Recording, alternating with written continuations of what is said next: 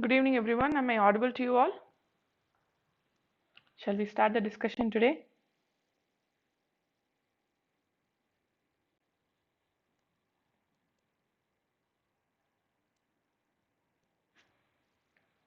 Yes.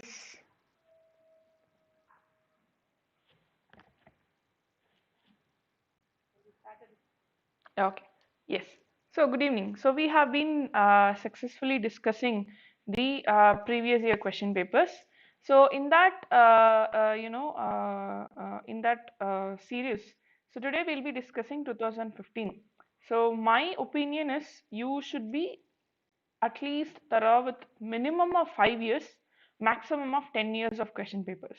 So you will understand what UPSC expects from you. That is what we want to know, because UPSC does not want you to be a mere person of memory power. It expects you to analyze the data and come up with a very proper solution for problem. It's completely, I always tell you repeatedly, it's a decision making examination. The preliminary examination is a decision making examination. So how much data you have in your mind doesn't matter. How you are utilizing those data, how you are using the data which is available to you to come to a solution, to come to a proper answer is what they expect. And number two is they expect you to come up with the best solution, because the answer given are sometimes all the four options might be an answer but not the best answer. That is why in the question itself they will be giving statements like correct, choose the best answer, or which best suits the meaning, or which best describes, kind of thing is given in the examination paper itself, the question paper itself. Yes.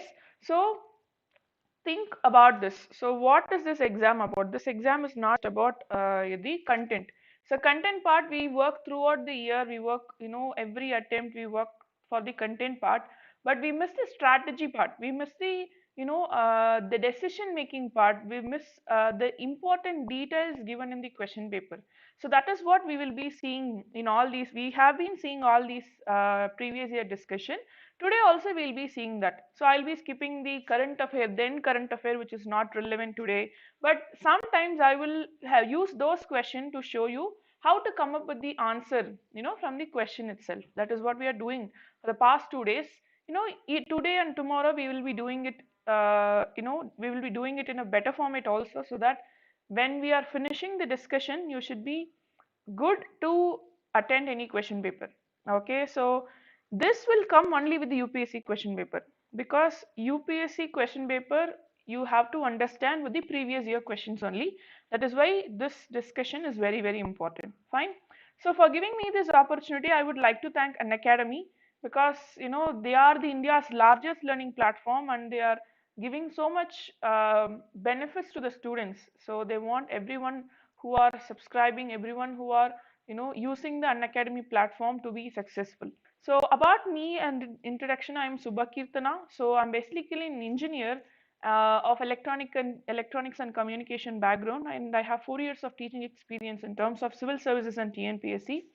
And I have mentored more than 100 students. I'm an anthropology faculty, and I have teaching experience in NEET also.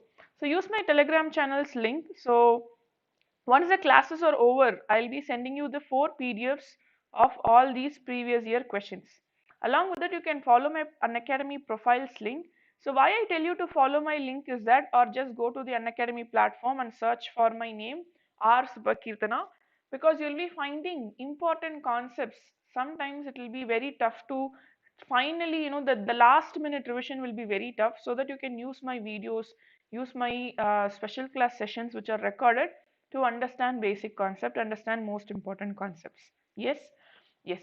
So what you will get when you subscribe, you get daily live classes, live test and quizzes, unlimited access to all the classes, structured courses, properly structured for your needs, and you can download it according to your platform which you are using. It can be Android or Apple iOS, so that based on that you can download it from Play Store or Apple Store. And we are interacting with 100 plus top educators, and the syllabus is comprehensively designed. And this is subscription detail. I'm repeating, there is going to be a hike very soon. So please do subscribe if you are thinking. Don't delay it, because you might be facing the hike. Okay. So this is about Iconic, and as Iconic, I always tell you, you get in the plus, what you get in the plus is in-class support. Like what do you get in the class? The classes, the test, and then you have unlimited practice, structured schedule, all these tests.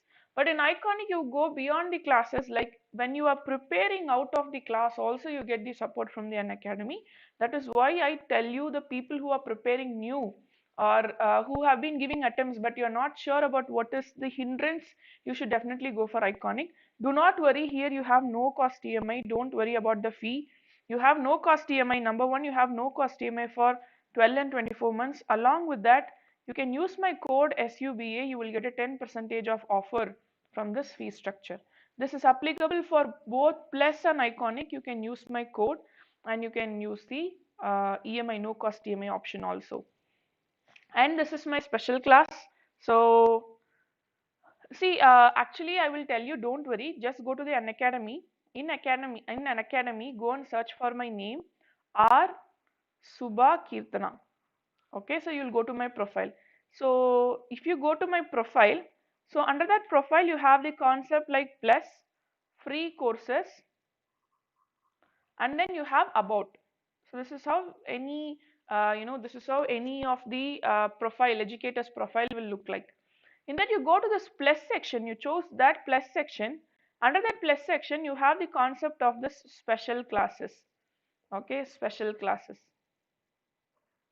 You can see it like this. So near that itself, you have a symbol called as see all. If you just click that see all, you will have all the list of special classes I have taken. So you can go to that special class and you can choose which one you want to revise, which special class you want to revise. Okay, please do make use of it, because all the classes I have designed, because I was an aspirant too, I'm preparing to, I'm taking the class now, so I know what is the demand of UPSC and what the students, the learners need. What will make you make it effective? I don't believe in easy way of preparation. I always believe in effective way of preparation. So please do try that. Okay, fine. So again, I'm repeating, we'll be the question, and we will be discussing the strategy. So content part, don't worry, you can just read the PDF later on, or you can just go and search for the topics. We'll be discussing the basic content, but mostly we are concentrating on strategy. Clear? So going into the first question, this is 2015 paper, guys. I should tell you, this is 2015 paper. We have discussed two papers already, 18 and 17. So today we are discussing 2015 paper. Clear? So see this question. With reference to Parliament of India, consider the following statement. A private member's bill, so this is the first statement. A private member's bill is presented by a member of parliament who is not elected but only nominated by the President of India. This is the first statement. Second statement is, recently a private member's bill has been passed in the Parliament of India for the first time in its history. So this are the two statements. So this kind of statement, even though you see the term recently, it's a relevant statement because you might get it in the future also, because the statement is definitely wrong. Because the private member, what does private member bill? First of all, I tell you. So before that, in parliament you have MPs, right? Member of parliament. So elected, nominated, that doesn't have anything to do with this private member bill or government bill.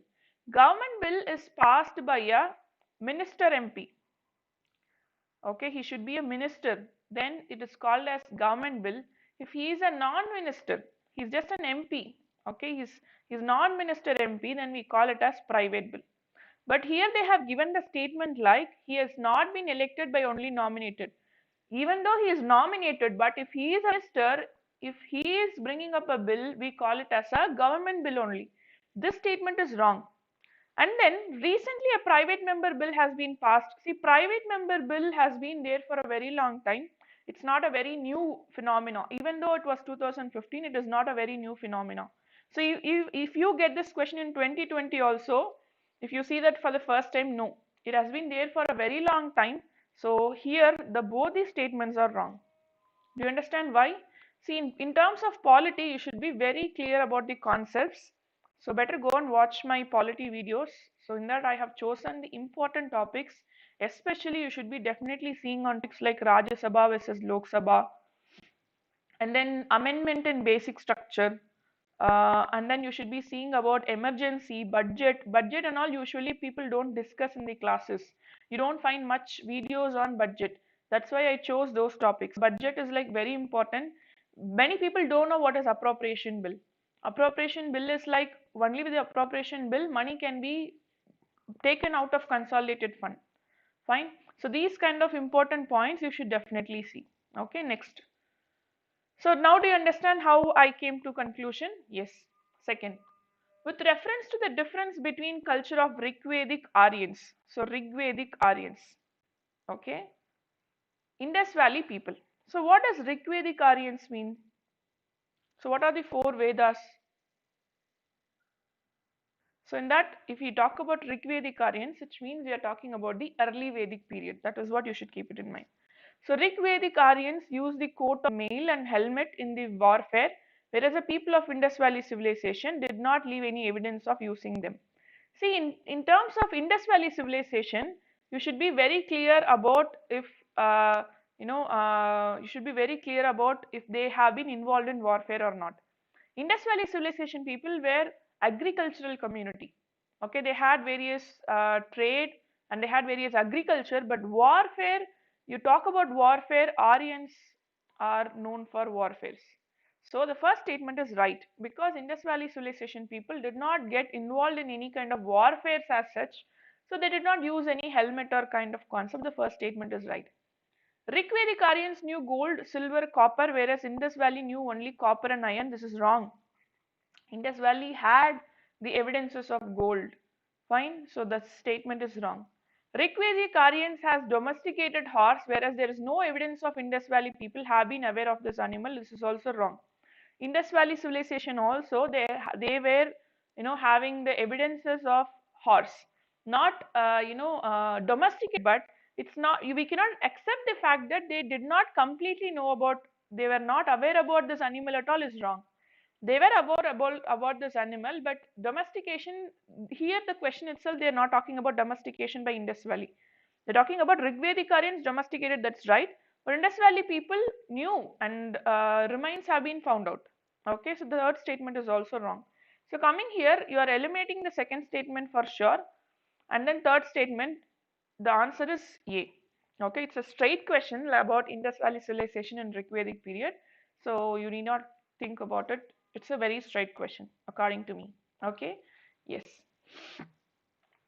See, this is recognition of prior learning scheme is sometime mentioned in the news. It's a current affair question again.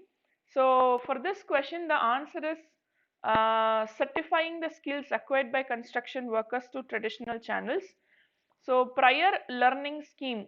So see the statements and try to give the answers. So it is not about reserving some skilled jobs.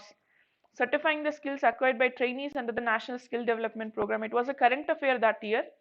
So current affairs be like you should learn a scheme. You are learning a scheme. Under the scheme, what all you should know? Ministry. Second, that core objective. I'm not talking about everything. What is the core objective? Okay, and then who are the beneficiaries? Very, very, very important. The question mostly comes from beneficiary. You understand the core objective and the beneficiary, the ministry, even you can find out by understanding these two concepts. These three are the must if you study about any scheme. Do you understand? Any scheme, if you see the questions come from these three. Which ministry is involved in that, or which ministries are involved in that? What is the core objective of that scheme, and who are the beneficiaries for whom that scheme has been designed? Who are the beneficiaries? If you know these three, you can answer any question related to scheme mostly. Okay, so this is the thing like how to study when you're preparing. Okay, next. From ecological point of view, which one of the following assumes importance in being a good link between Eastern Ghats and Western Ghats? Fine. So in this Satyamangalam Tiger Reserve, Nalamala Forest, Naharhole National Park, Seshachalam Biosphere Reserve, this question was actually asked twice, I guess. So the answer is Satyamangalam Tiger Reserve. So it is a link between Eastern Ghats and Western Ghats. So that's the answer because it is like a linkage between both this. So see, past year's paper and asking new questions and improvising. Satyamangalam Tiger Reserve can be occasionally mentioned in CS Central Police Force, CAPF, all these examinations. Fine. One of the implication of equality in society is the absence of. See, equality in the society is the absence of. Fine. Privileges, restraints, competition, ideology. Fine. So one of the implications of equality in society. So in society, if there is equality, what should not be present? So what does equality means? Treating everyone equal. That is equality. Clear? So restraints are like controls. So controls are needed to ensure equality in the society. Competitions are also needed. Healthy competitions are needed. So competition, it doesn't mean competition is present, equality is not present. No. Restraints are present. No. Ideology, no. But privileges, when privileges are not in a society, then it means there is an equality in the society. Okay, so according to Article 18 of the Constitution, abolition of titles, okay, abolishes titular privileges. So that is one important concept. Privileges are special treatments. If there is no special treatments, equal treatment means there is equality in the society. Okay, think of, see, these kind of questions you won't find it in some book. These kind of questions are like applications of polity. Okay, this might look like a society based question. These kind of questions are application of polity. You can get the answer, but you should be thinking before answering these questions. Just apply. Give an example in your mind. If restraints are present, okay, in our society, restraints are there, controls are there. Controls only ensure equality in many places. Competition should be there, healthy competition should be there, but we cannot completely eliminate competition. An ideology, equality itself is an ideology. Equality by itself is an ideology. You cannot say that ideology should not be there for equality. No. But privileges are against equality. Privileges means special treatment, which is the complete opposite of equality. Then that is the answer. Clear? Next. Consider following statement with respect of trade-related analysis of flora and fauna in commerce. So, traffic is a bureau under United Nations Environment Program. It's okay, Zakiri. It's okay. Welcome. So, yes. See, traffic is a bureau under United Nations Environment Program. The mission of traffic is to ensure the trade in wild plants and animals is not to threat the conservation of nature. So I told you now how you should be studying the schemes. I'm talking about international organizations now. First of all, you should know the complete name of organizations. Sometimes there are alternative names also. Very important. Names and alternatives. Second, you should know the primary objective again. See, don't worry about headquarters, when it was formed, unless and until it is very critical related to something. For example, see, for Environmental Protection Act of 1986, in 1984 we had Bhopal grass tragedy. So because of that, we got that act. So here the year is important because there is a reason behind it. If there is a reason behind any years, those years are needed. It's not just common, some common years are not needed. So don't waste time in international organization reading when it was formed, where it was formed, unless and until it has a strategic reason behind it. You should know the primary objective.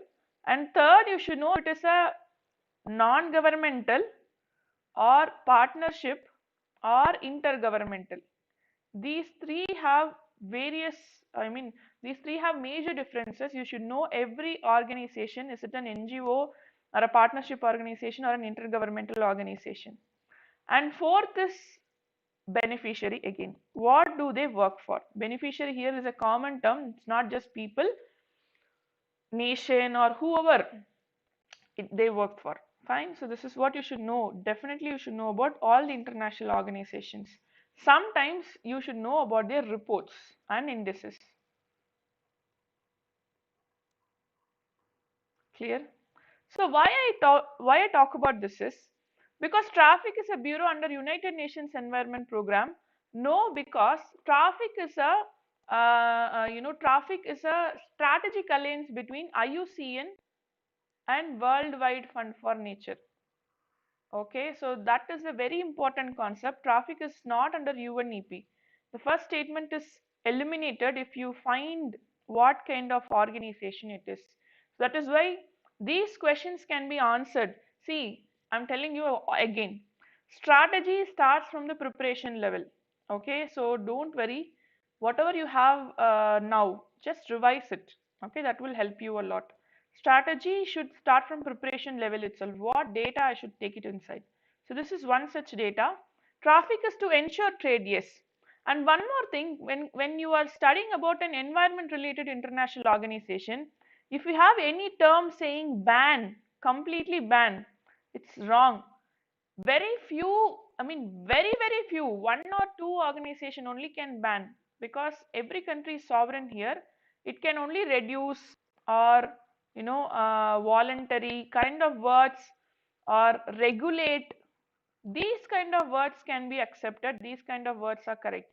But if you are seeing ban, CITES is banning trade on endangered species. Here also traffic bans trade in wild plants and animals. That statement is wrong. But here they have given it ensures that trade in wild plants and animals does not threaten the conservation of nature. This statement is right. So in terms of these kind of international organization related concepts, if you are seeing it is banning, it is wrong. Negative terminology kind of banning, complete extreme negative kind of terminology is not possible. They can regulate, they can control, or they can bring in rules and regulations. They will try to reduce, they try to give frameworks. All these kind of things will be correct. Okay, but banning and then stopping kind of thing mostly won't come in the international organization related to environment. Okay, yes. Next, which principle among the following was added to the directive principles of state policy by 42nd Amendment Act? Equal pay for workers for both men and women, participation of workers in the management of industries, right to work, education and public assistance, securing living wage and human conditions of work to workers. So in this, the option is B. It's a straight question. Participation of workers in the management of industries was added in the 42nd Amendment Act. In Directive Principles of State Policy, in 42nd Amendment Act, what are the principles added are all very important. Please go and study. Okay, so Article 43A deals with this participation of workers in the management of industry. It's a socialist concept. It comes under socialist principles. Okay, so DPSP, just go and see the amendments added. Clear? Which one of the following statement is correct? So these I told you already. These are all application based questions. Think and answer. Rights are claims of state against the citizen. Rights are privileges which are incorporated in the constitution of a state. Rights are claims of citizens against the state. Rights are privileges of a few citizens against many. Keep one thing in mind. Rights are positive to people, negative to government. Number one. Rights are sometimes positive to few, negative to many. Like for minorities positive and majorities negative kind of concept. So just these keep it in mind. Always it is rights are positive to people, negative to government. Rights are negative to government, controls the government. Some rights are positive to few people and are negative to many. Clear? So in that concept, see this. Now understand this, see this. Rights are claims of states against citizen. No, wrong. I told you it's a negative for state. It's not positive for state. Rights are privileges. No, privileges itself is a wrong concept. We have right to equality, which is against privileges. Rights are not privileges. It is a protection. Right is a protection term will be better than privileges. Rights are claims of citizens against the state. Right. I told you rights are positive and it's negative for the government. Rights are privileges of few citizens against the many. So this can be right, but you see the term privileges. It is not privileges, it is a protection of few citizens from many. Privileges itself is a negative concept when you talk about rights. Clear? Let's see the answer. Now do you understand how I get the answer? It's a basic understanding of what is right. You understand what is the basics of right, you come to the conclusion. Clear? Yes.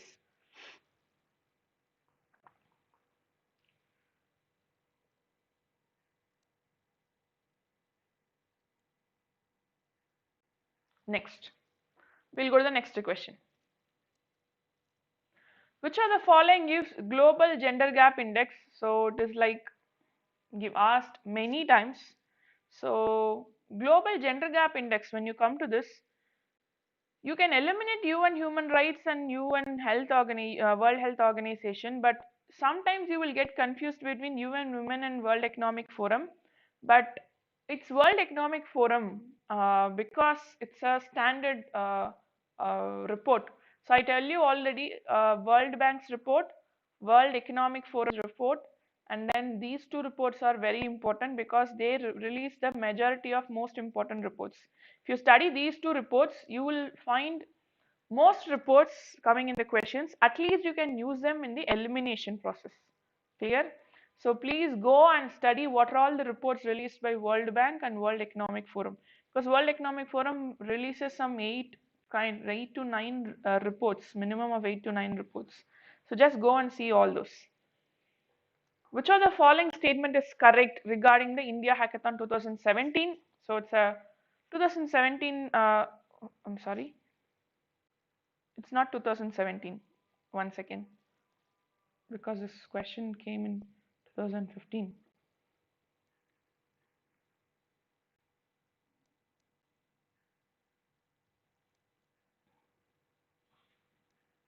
See, World Economic Forum, if you ask me, coming to World Economic Forum is an organization which which is a part, it is a kind of organization which has discussions on economics. Okay, they have experts from different countries, they have people from different countries, and then they have government representatives. They just discussed about economics. They are not like some action kind of organization. It's not like World Bank or IMF. No, they are like think tank. To be precise, they are like think tank. Okay, yes, fine. I think it's 2012. One second, I'll just check it.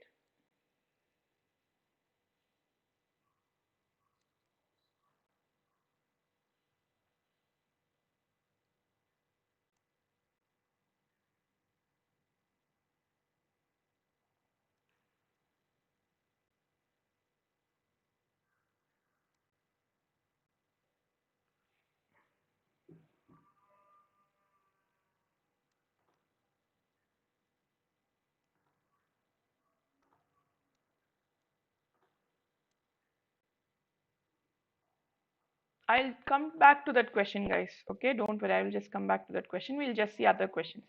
So, which of the following statement is correct uh, regarding the Monetary Policy Committee? It decides the RBI's benchmark interest.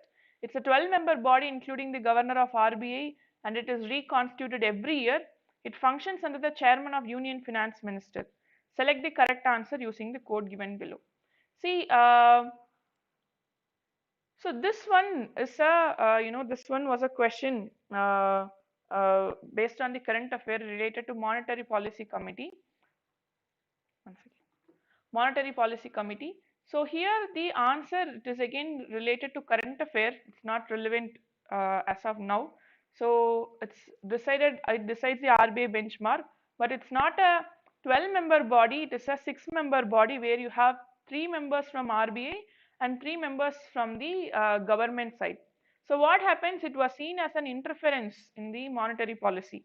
So initially RBI decided the monetary policy, but after this, what happened? The RBI has to take the opinion of government.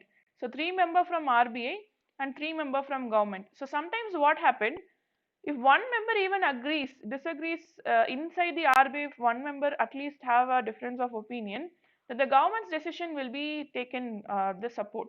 So this was seen as an interference. So that's the only thing. And the governor of RBI is the ex officio chairman, not the finance minister. The first statement is right. The second and third statement is wrong. The answer is one only. It's relevant. You have to know it. But it was current affair at that year, so it came in the UPSC question. With reference to Manipuri Sankirtana, consider the following statement. It is a song and dance performance. Cymbals are the only musical instrument used in the performance. It is performed to narrate the life and deeds of Lord Krishna. Am I audible to everyone? Can you all hear me? Yes, continue. Okay. So with reference to Manipuri Sankirtana, consider the following statements. It is a song dance performance. Okay. So it's a song dance performance. Cymbals are the only musical instruments used in this performance. It is performed to narrate the life and deeds of Lord Krishna. So in this question, you can see one thing like, see this. Cymbals are the only musical instrument. So mostly if you see an extreme statement, it is not wrong, but you should think about it. See, it's a song and dance performance. So if it is a song and dance performance, will they use only one instrument? There is an option like they might use many instruments unless and until you have studied, because this Manipuri Sankirtana was in current affairs at that year. So in that situation, cymbals are the only musical instruments are questioned. So in that, if you eliminate second option, you eliminate two option, you have 1 and 3 only and 1 only. The first statement is right, it is a song and dance performance. So it is performed to narrate the lives and deeds of Lord Krishna. Yes. Okay, so Manipuri Sankirtana, in that it's a Vaishnavism related function, Vaishnavism related festival. In that, they do the song and dance performance. They just, group, and then they dance and they rotate and dance, and they narrate the life and deeds of Lord Krishna. In this, they use it was a UNESCO's intangible cultural heritage list, and they use more instruments like drums are also used. Okay, yes. Next. Who among the following was associated with the introduction of Rayatwari settlement in India during the British rule? Cornwallis, Alexander Reed, Thomas Munro. So Cornwallis was related to permanent land settlement. Okay, so if you eliminate that itself, you can come to the answer 2 and 3 only. Cornwallis was related to permanent land settlement. You should know, related to land revenue system, who introduced it? Related to land revenue system, who introduced it? Which area it was introduced? And what is the ratio of division? In terms of permanent land revenue system, you have that ratio. And you should know, is there any middlemen, or who is responsible to collect revenue? Who is responsible to collect revenue? If you know the answer for these four, who introduced it, which area they have been introduced, okay, and then ratio of division between the taxes, and who is responsible, is the middleman or who is responsible? Zamindari system, zamindar is a middleman. Here you have the village headman, and then the whole village is responsible. So what is that? You should see land revenue system is important. So I know very well that Cornwallis is related to permanent. I know Thomas Munro, but Alexander Reed, someone might not be very much sure about. So you eliminate the first option, you get the answer here. Clear? Yes. Good evening. Good evening. Clear? How I came to the conclusion? Yes. Next question. In the context of solving pollution problems, what is or are the advantages of bioremediation? See, bioremediation we already saw once, we are seeing it again. It is a technique for cleaning up pollution by enhancing some same biodegradation process that occurs in nature. So, bioremediation, okay. So, this is the first statement. Any contaminant with heavy metals such as cadmium, lead can be readily completely treated with bioremediation using bioorganisms. Fine. Third statement, genetic engineering can be used to create microorganisms specifically designed for bioremediation. So the first statement is correct here. So what is bioremediation is? So we have a natural process already. We are going to speed up the natural process, enhance the natural process. First statement is right. Second statement, heavy metals. See, in terms of bioremediation, heavy metals can be sometimes done, specially biogenetically, genetically designed possible, but it cannot be readily or completely treated. So this is the key statement here. Readily or completely treated is not right. So here, third statement is right. Genetic engineering is done to design for designing of this oil eating bacteria, all these. The third statement is right, but the second statement, heavy metals cannot be readily or complete, heavy metals can be treated, yes, the genetic engineering is getting advanced and heavy metals can be treated, that is okay, but readily treated is not right. Okay, so here the answer is 1 and 3 only. Do you understand how I came to the conclusion? So this is like, you need not know about much about bioremediation. It's a common sense based question. Heavy metals cannot be bioremedied by microorganism. Sometimes genetically engineered microorganisms specifically designed for are possible. It's a special case. Readily and completely treating is not possible. Okay. Yes. Next.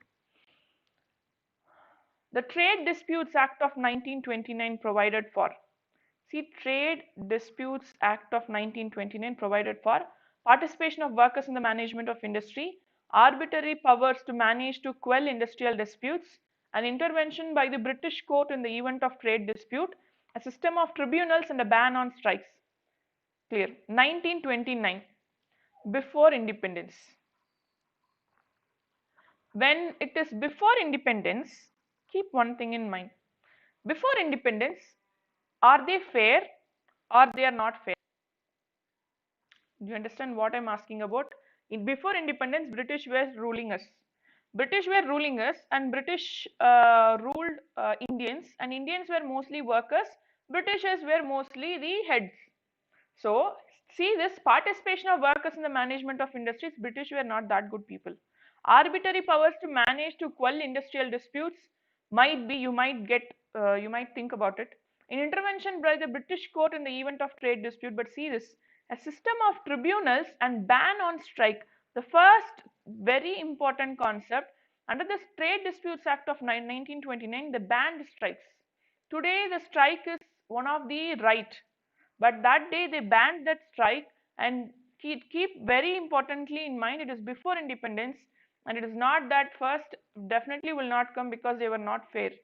Okay, unless and until it's an exception, you should have studied something like that.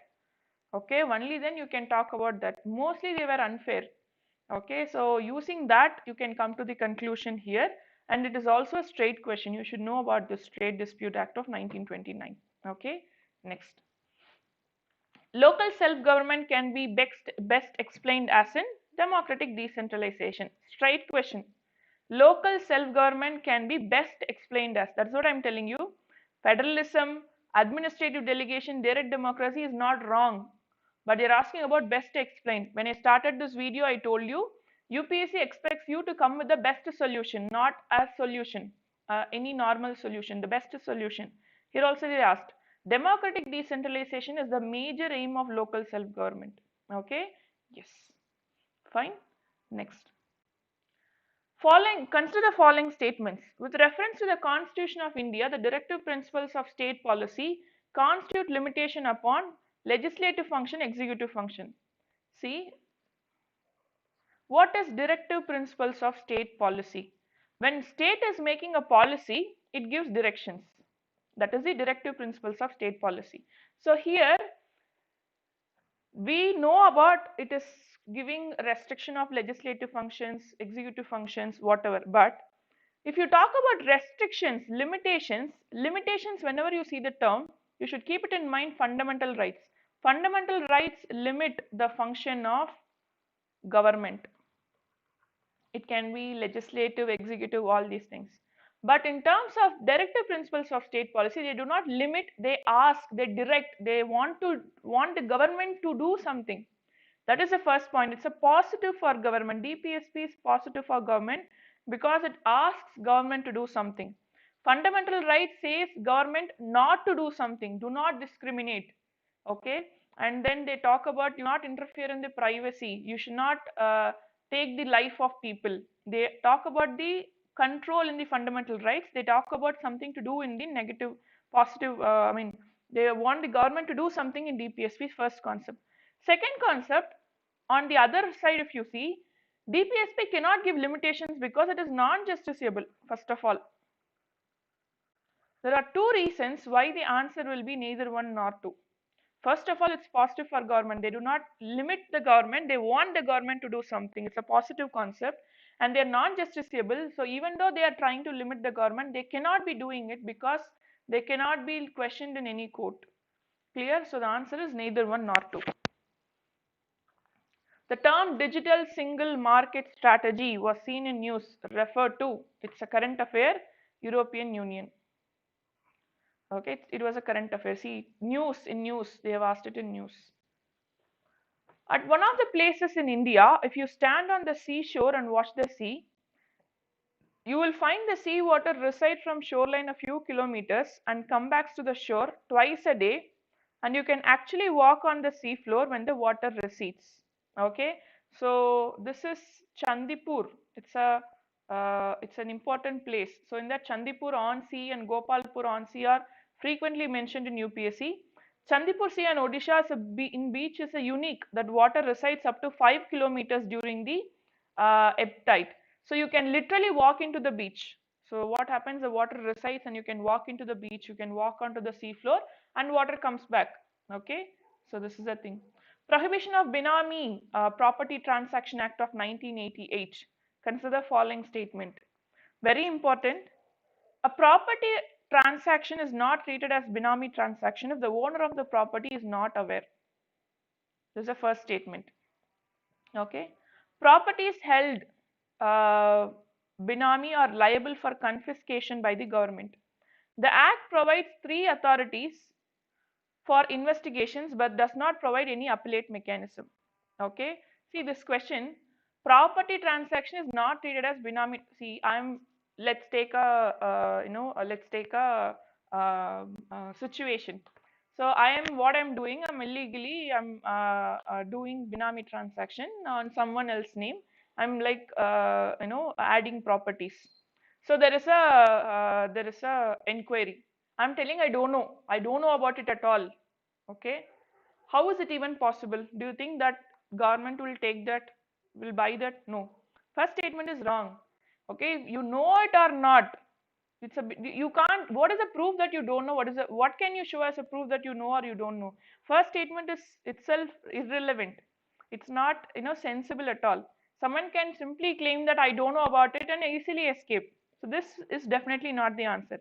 I'm eliminating 1 only and 1 and 3 only. So I have 2 only or 2 and 3 only. So second is right. So property held Binami are liable for confiscation by the government. So Binami will be arrested. Yes. The Act provides for three authorities for investigation, that is all there, but it does not provide any appellate mechanism. Why is that? No. Why should not be there any appellate mechanism? There is an appellate mechanism. So if it is taken to a court or tribunal, then it is taken, you can apply it for the Supreme Court. There is an appellate mechanism. This is wrong. Fine. Appellate mechanism is available everywhere. You can't say that, appellate mechanism is not available kind of concept. So the answer is B only, B2 only. Okay. Now, do you understand how I don't know about Prohibition of Binami Property Transactions Act. I'm just seeing the I'm just seeing about this what to say, the concept kind of thing, and I'm seeing the is it feasible or not, is it sensible or not. Okay, logical wise I'm checking it. That's all. Next. Due to some reasons, if there is a huge wall in the population of species of butterflies, what could be its likely consequences or consequence or consequences? They're asking if one or two. Okay. Okay. See, what could be its consequence? Pollination of some plant could be adversely affected. Very true. First statement should definitely come. Second statement, there could be a drastic increase in the fungal infection of some cultivated plants. See, fungal infection can come by any means, but butterfly, is it directly linked to by fungal infection? No.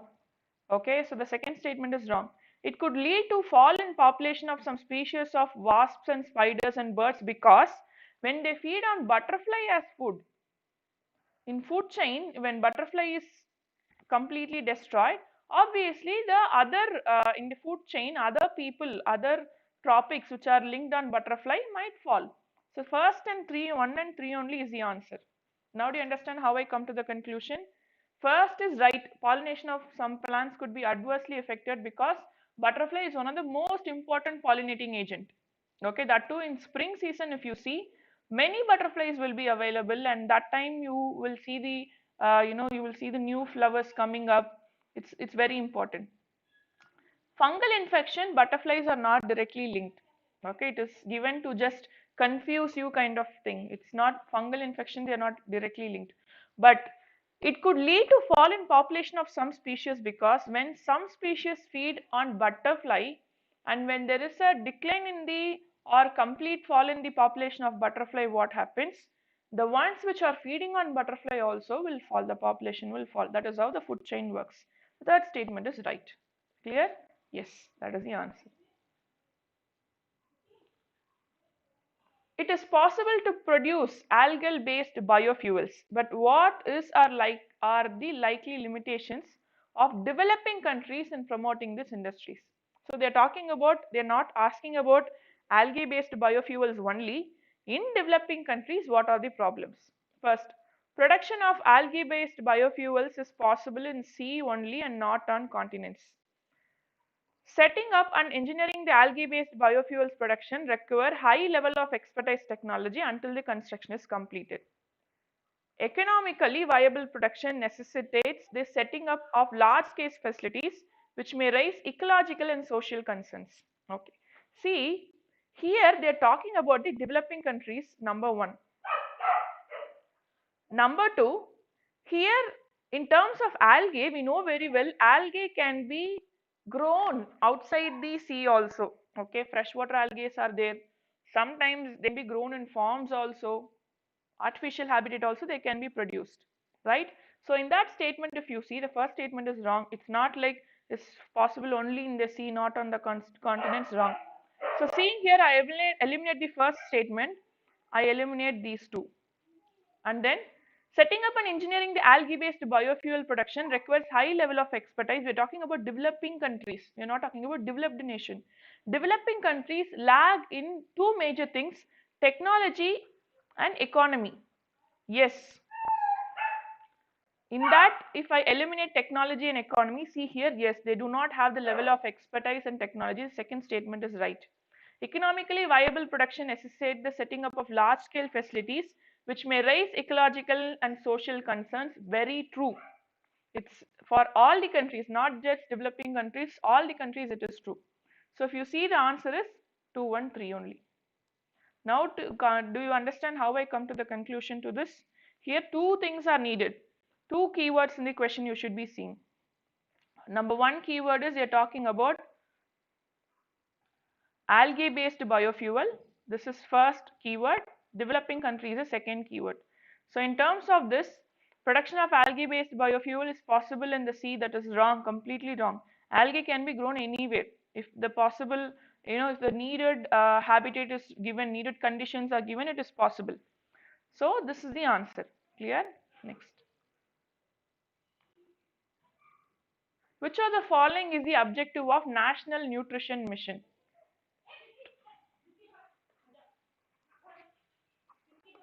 To create awareness relating to malnutrition among pregnant women and lactating mothers, to reduce the incidence of anemia among young children, adolescent girls and women, to promote the consumption of millets, coarse cereals and unpolished rice, to promote the consumption of poultry eggs.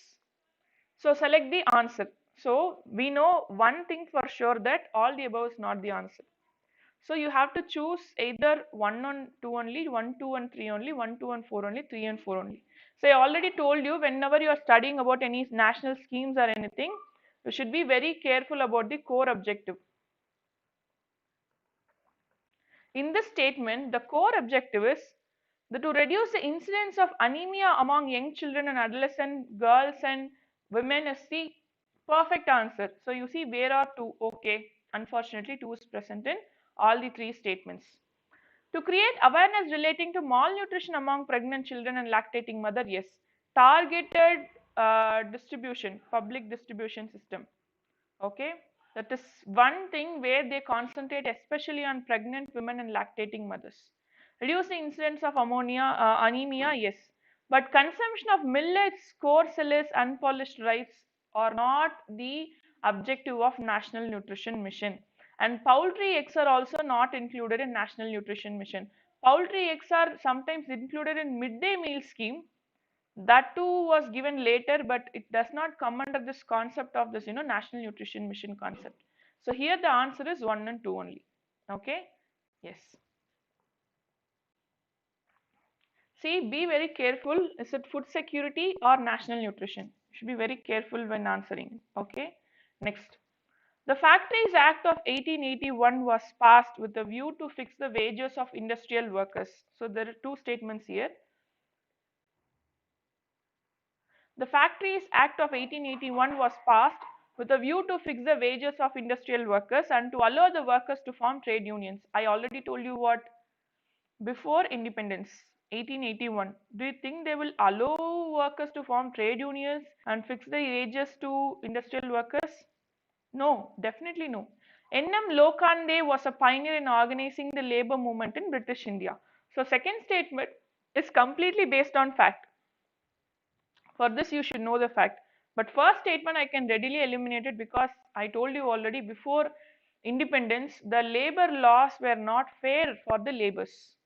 Okay, see very carefully. See, when today's government after independence we have so much fundamental rights, we have DPSP, all these concepts which are taking care of laborers. But before independence the laborers were not treated fairly.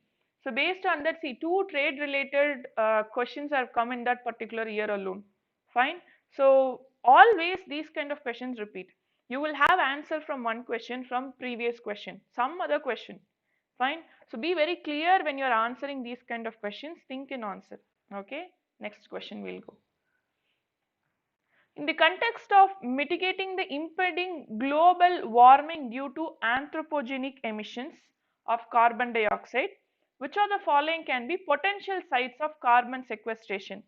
Carbon sequestration means trapping the carbon, trapping the excess carbon. Okay. Abundant and uneconomic coal seems right. Depleted oil and gas reserves right. Subterranean deep saline formations right. Because in deep saline formation, the carbon is linked with calcium carbonate. So what happens? They form this, deep saline formations like shells and then some calcium carbonate related animals, all these things. So here the answer is all the three. Okay, so it's a straightaway science and technology question. All the three is the answer. Butler Commission of 1927. Fine.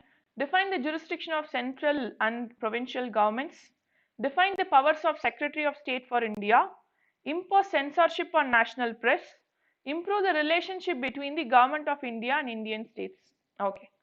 See, define the jurisdiction of central and provincial government was Government of India Act of 1919. Yes.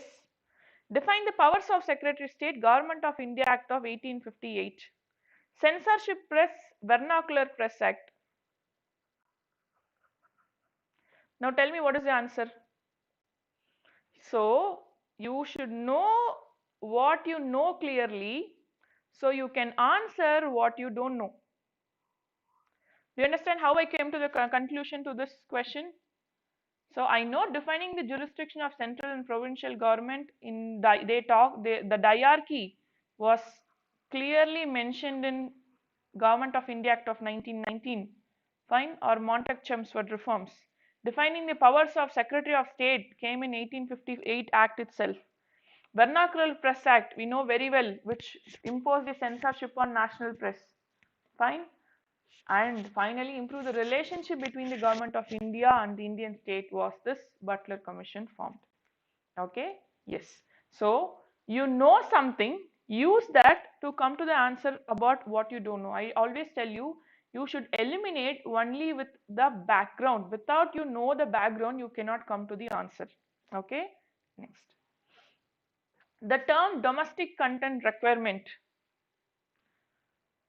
Domestic content requirement is sometimes seen in the news with reference to developing solar production in our country, granting license to foreign TV channels in our country, exporting our food products to others, permitting foreign educational institutions to setting up campuses in our country. It was a current affair, and that time, the solar power production was very much high. And what happened at that time, this WTO disputes and Indian solar power ambition was there. Okay, So they declared that domestic content requirement in Jawaharlal Nehru National Solar Mission was illegal. So what happened? We gave these subsidies for the solar power panels. So when the government gives subsidies for the solar power panels, why the government gives subsidies is, so what happened? I will explain you in this. So what happened? There is a country which is exporting a product. It can be product A to our country. So in our country, in India, we have domestic producers.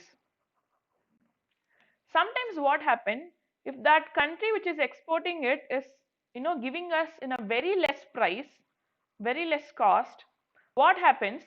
The domestic people, so I am getting imported product for 10 rupees. The domestic producers can only produce it for 20 rupees. They can't reduce it below that. So I'm importing it for 10 rupees and I'm getting it for 15 rupees in the market, let's keep, and the domestic producer are producing it for 20 rupees. So what happens? People will prefer this or this. Obviously, people will go for the lesser price. So what the government is doing, the government is giving subsidy here and they are selling it for 14 rupees. 6 rupees government is giving subsidy and they are selling it for 14 rupees.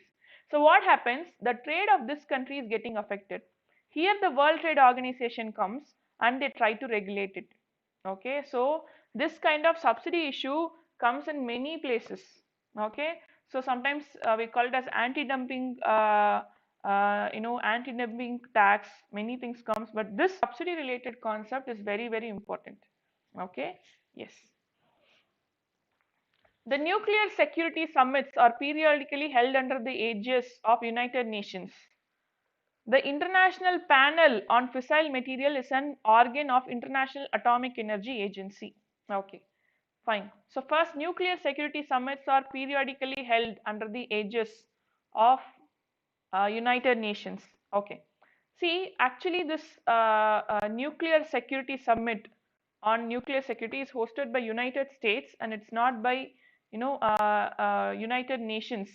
Okay, so it is wrong. In his speech 2019, former president states that nuclear terrorism is the most immediate security. To mitigate that, he urged that we act announcing a new international effort. So it is an effort of USA, United States, not United Nations. First statement is wrong. It was a current affair. Don't worry. These kind of questions are like current affair. You can answer. Second statement, this is wrong. Established in 2006. It is an independent nuclear expert, not under International Atomic Energy Agency. Okay, it is under UN. International Atomic Energy Agency comes under UN. Okay. Yes. National Pension Scheme. Resident Indian citizens only, persons of age from 21 to 25 only, all state government employees joining the service after the date of notification by the respective state governments, all central government employees including those of armed forces joining the services on or after 1st April. Okay, so this national pension scheme was again current affair. So I told you already, whenever you talk about a scheme, I told you to know about what? Ministry. Second, I asked you to know about the beneficiary, core objective, and then I asked you to know about the beneficiary. These three are must. I told you. See, this question is straightly about beneficiary. Simple. So in any scheme, you read about the ministry, core objective, and the beneficiary, you know the answer. Clear? So here, this is the beneficiary. And that year it was in the current affair also. Okay? Yes. With reference to river Teesta, consider the following statement. The source of river Teesta is same as that of Brahmaputra, but it flows to Sikkim. River Rangit originates in Sikkim and it's a tributary of river Teesta. River Teesta flows into Bay of Bengal on the border of India and Bangladesh. Fine. So here the third statement, here what happens is, see this, the river Teesta flows through West Bengal and Sikkim before going to Bay of Bengal through Bangladesh. Statement is incorrect. So you eliminate the statement 3, you get the answer. Okay. So river Teesta, it flows through West Bengal and Sikkim. That is, it meets the Bay of Bengal in West Bengal only, not to Bangladesh. Brahmaputra goes to Bangladesh, but This is wrong. Okay. So first and first statement and third statement are wrong. Second statement is right. Okay. Next. Zika virus. In tropical regions, Zika virus disease is transmitted by the same mosquito that transmits dengue. Sexual transmit of Zika virus disease is possible. Okay. See, the solution is both 1 and 2. Zika was very famous, so it came in the news.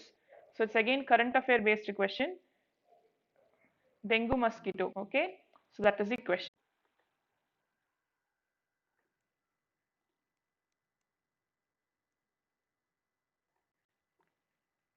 Will corona come in news? Definitely.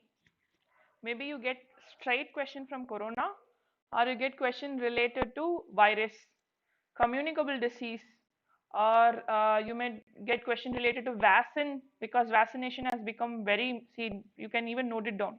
Related to corona, if I get question, possibility is there. There are other possibilities. You get question related to virus, you get question related to communicable disease, you get question related to vaccines. Clear? You get question related to World Health Organization. So everything related to corona is also important. Clear? Yes. Fine. Coming to this, consider following statement: Bureau of Indian Standards is mandatory for automotive tires and tubes. So AGMARK is a quality certification mark issued by the Food and Agriculture Organization. See this standard mark of Bureau of Indian Standards is not BAS standard is needed, right? But AGMARK is not quality certification by Food and Agriculture Organization. It is approved by the Directorate of Marketing Inspection by Government of India. Okay, keep that in mind. So you should know about which organization is doing what. So this first we know BAS symbol. We know that BAS is needed for automotive tires, tubes, gold jewelries. Many BAS is like a broad spectrum. You have it for many. So AGMARK is a quality certification mark issued by Food and Agriculture Standards. Now it is issued by the Government of India. The answer is one only. Okay, next. What are the advantages of implementing the National Agricultural Market NAM? Okay, it is a pan-India electronic trading portal for agricultural commodities, right? It provides farmers access to nationwide market with prices commensurate with the quality of their produce. So what is ENAM? So ENAM is Electronic National Agriculture Market. So in that what happens? They go to the website where they trade their products. So in that what happens? You don't just sell your product based on the local demand. Sometimes the product might be demanded somewhere else in the country where it is having very good price value. So here what happens, it provides the access to the nationwide market with prices commensurate with the quality of produce. So you have more opportunity. That is a most important concept. So here the answer is both 1 and 2. Okay. In these kind of questions, don't overthink. I'll tell you what problem will come in these kind of questions. Sometimes you might end up in overthinking and giving wrong answers. It provides framework, national quality of produce, don't know. It is a simple question. You get a national agricultural market, you get access to national market where you don't just rely on domestic market, you rely on national market where the opportunities are very higher. Okay, next. With reference to national intellectual property rights policy, consider the following statement. It reiterates the commitment to the Doha Development Agenda and TRIPS Agreement. Yes.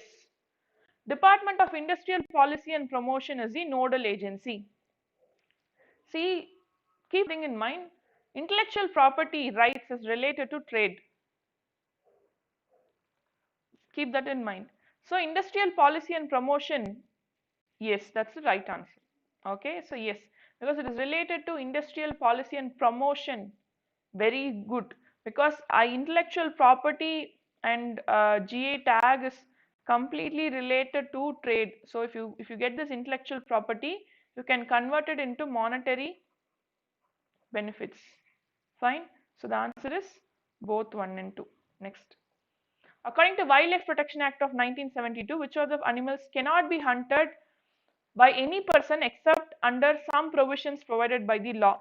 So since They are talking about Schedule 1 and 2, simply to say. Schedule 1, 2, 3 and 4. So in that, Gharial, Indian wild ass, wild buffalo. So here all the three come under the wildlife protection. Fine, it's not just Schedule 1 or Schedule 2 or Schedule 3 and Schedule 4. They're talking about all the 4 schedules where it cannot be hunted by any person. Fine. So 5 only allows, Schedule 5 only allows hunting. 6 speaks about plant species which cannot be cultivated domestically. So 1, 2, 5, 1, 2, 3, 4, 5 speaks about animals. In that 1, 2, 3 and 4 should not be hunted. No hunting. In that 1 and 2 heavy punishment, 3 and 4 comparatively less punishment. 5 can be hunted. 6 plants which cannot be domestically cultivated. Keep that in mind. Sometimes many people think wildlife protection only talks about animals. No, wildlife protection speaks about plants also. 6th schedule speaks about plants which should not be domestically cultivated. Okay, commercially or domestically cultivated. Fine? Yes. Next. Which of the following statement is or true related to fundamental duties of Indian citizen? A legislative process has been provided to enforce these duties. They are correlative to legal duties. Fine. So these kind of statements, correlative to legal duties is like legislative process has been provided to enforce, which means a law should be made to enforce fundamental duties. What are legal duties?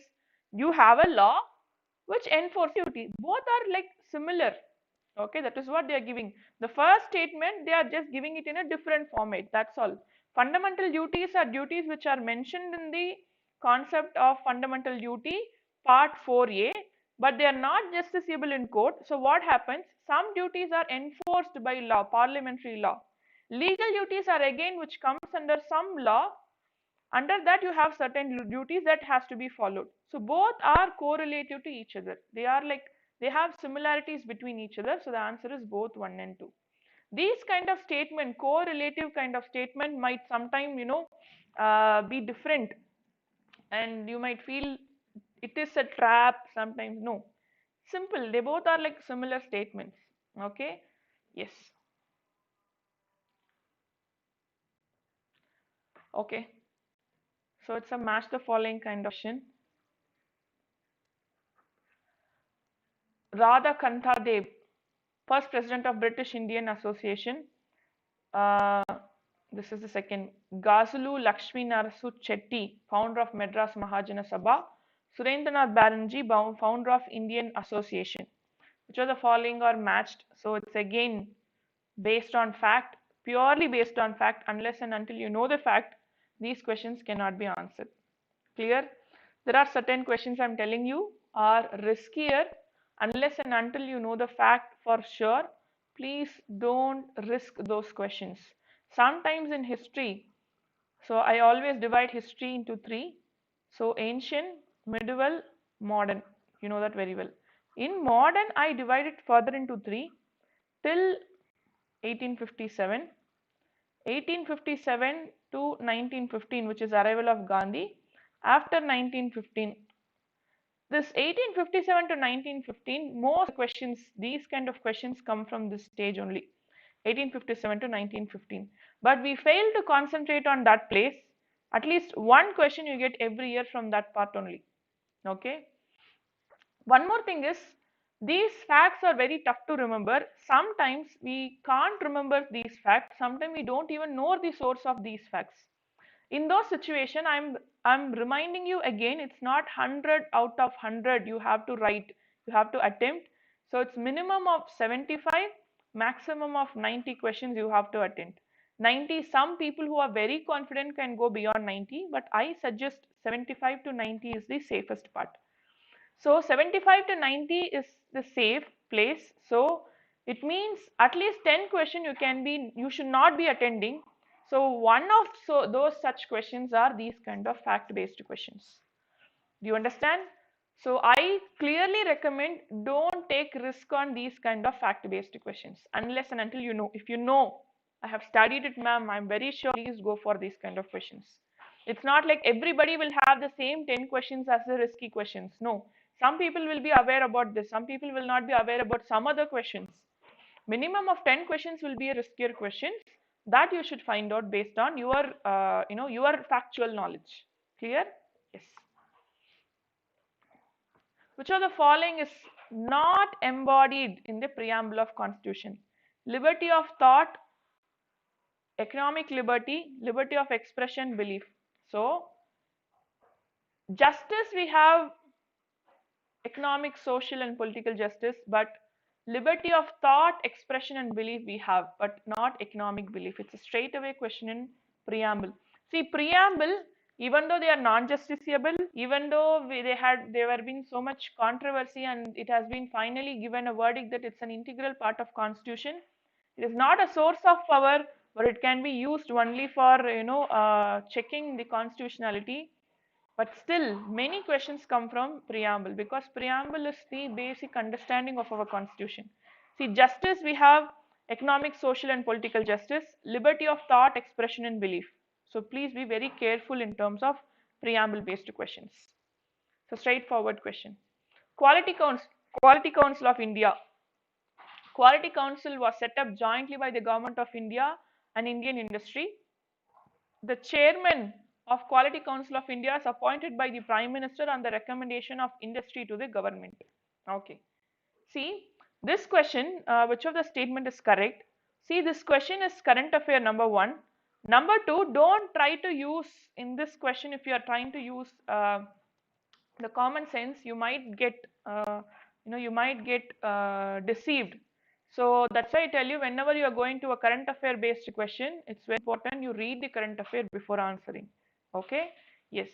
So Chairman of Quality Control Council of India is appointed by Prime Minister on the recommendations of industry to the government. That particular industry, what industry? So that will be only done. So this is, both the statements are right here. Okay, both 1 and 2 are right. Okay, next. What is the purpose of setting up of small finance banks? To supply credit to small business units. Okay. To supply credit to small business units. To supply credit to small and marginal farmers. To encourage young entrepreneurs to set up business, particularly rural areas. See, what is the function of small finance banks?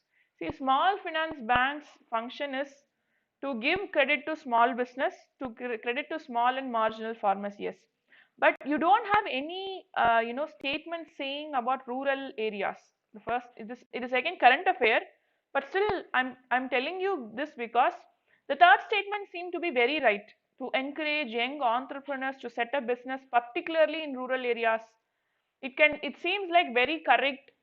Usually the government schemes are like this only, which helps the rural areas, which tries to develop rural areas. But the small finance banks are not set up for concentration of rural areas. In general, they supply credit to small business units, small farmers. They give small loans. Okay, the function of small finance banks. So be very careful in reading. These kind of statements are given to just make you commit a mistake. Okay. With reference to Asia Pacific Ministerial Conference on Housing and Urban Development, consider the following. Okay, it is again current affair, so it might not be relevant today. So we'll just go to the answer straight away. The answer is neither 1 nor 2. The first summit was held in India in 2006 on the theme Emerging Urban Forms, Policy Responses, Government Structure. India hosts all the annual ministerial conferences. See, this is not possible, you know very well. If there is any conference, obviously every country who are participating in that or member of that particular organization will conduct the conference. It's not like one country will always conduct. Second statement you can readily eliminate. These kind of statement, if you see in any question paper, you can eliminate. But the first statement, definitely you should know the current affair unless and until you cannot answer this. Okay. Second. Democracy's superior virtue lies in the fact that it calls into activity. Okay, see this.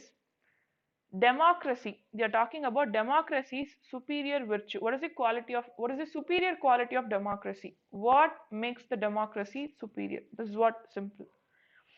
The intelligence and character of ordinary men and women, So what makes democracy into activity, all or otherwise? What what are the important factors that democracy brings into politics? That is what they are asking. The intelligence and character of ordinary men and women, the methods of strengthening executive leadership, a superior individual with dynamism and vision, a band of dedicated party workers. Fine. So here, the methods of strengthening executive leadership is different. Okay, democracy means the people elect their representative. That is what is democracy. The people's decision is final. People elect their representative. That is what is democracy. Here, the intelligence and character of ordinary men and women selected. This question, you can apply it and find the answer, but it's a tricky question. Keep it in mind, it's a tricky question. Okay, so this kind of questions, if you are very sure, if you are very clear, you can answer. But this question is, you can eliminate a superior individual with dynamism and vision. Band of dedicated party workers also is not about democracy, but methods of strengthening executive leadership, ordinary men and women might confuse you. So this is a tricky question, I tell you. Think and answer. Don't fall into trap in these kind of question, because these kind of question, you can't come to an answer that this is the answer. You should wait for UPSC's key, which UPSC releases only after the entire process is over. So you cannot rely on these kind of question. It's better to think and answer before answering these kind of questions. Okay. Which of the following is the most likely consequence of implementing unified payment interface? So they're asking the most likely consequence, which is the most common consequence is what they're asking. So we got unified payment interface. After implementing this, what is the most likely consequence? Mobile wallets will not be necessary for online payments. Digital currency will totally replace the physical currency in about 2 decades.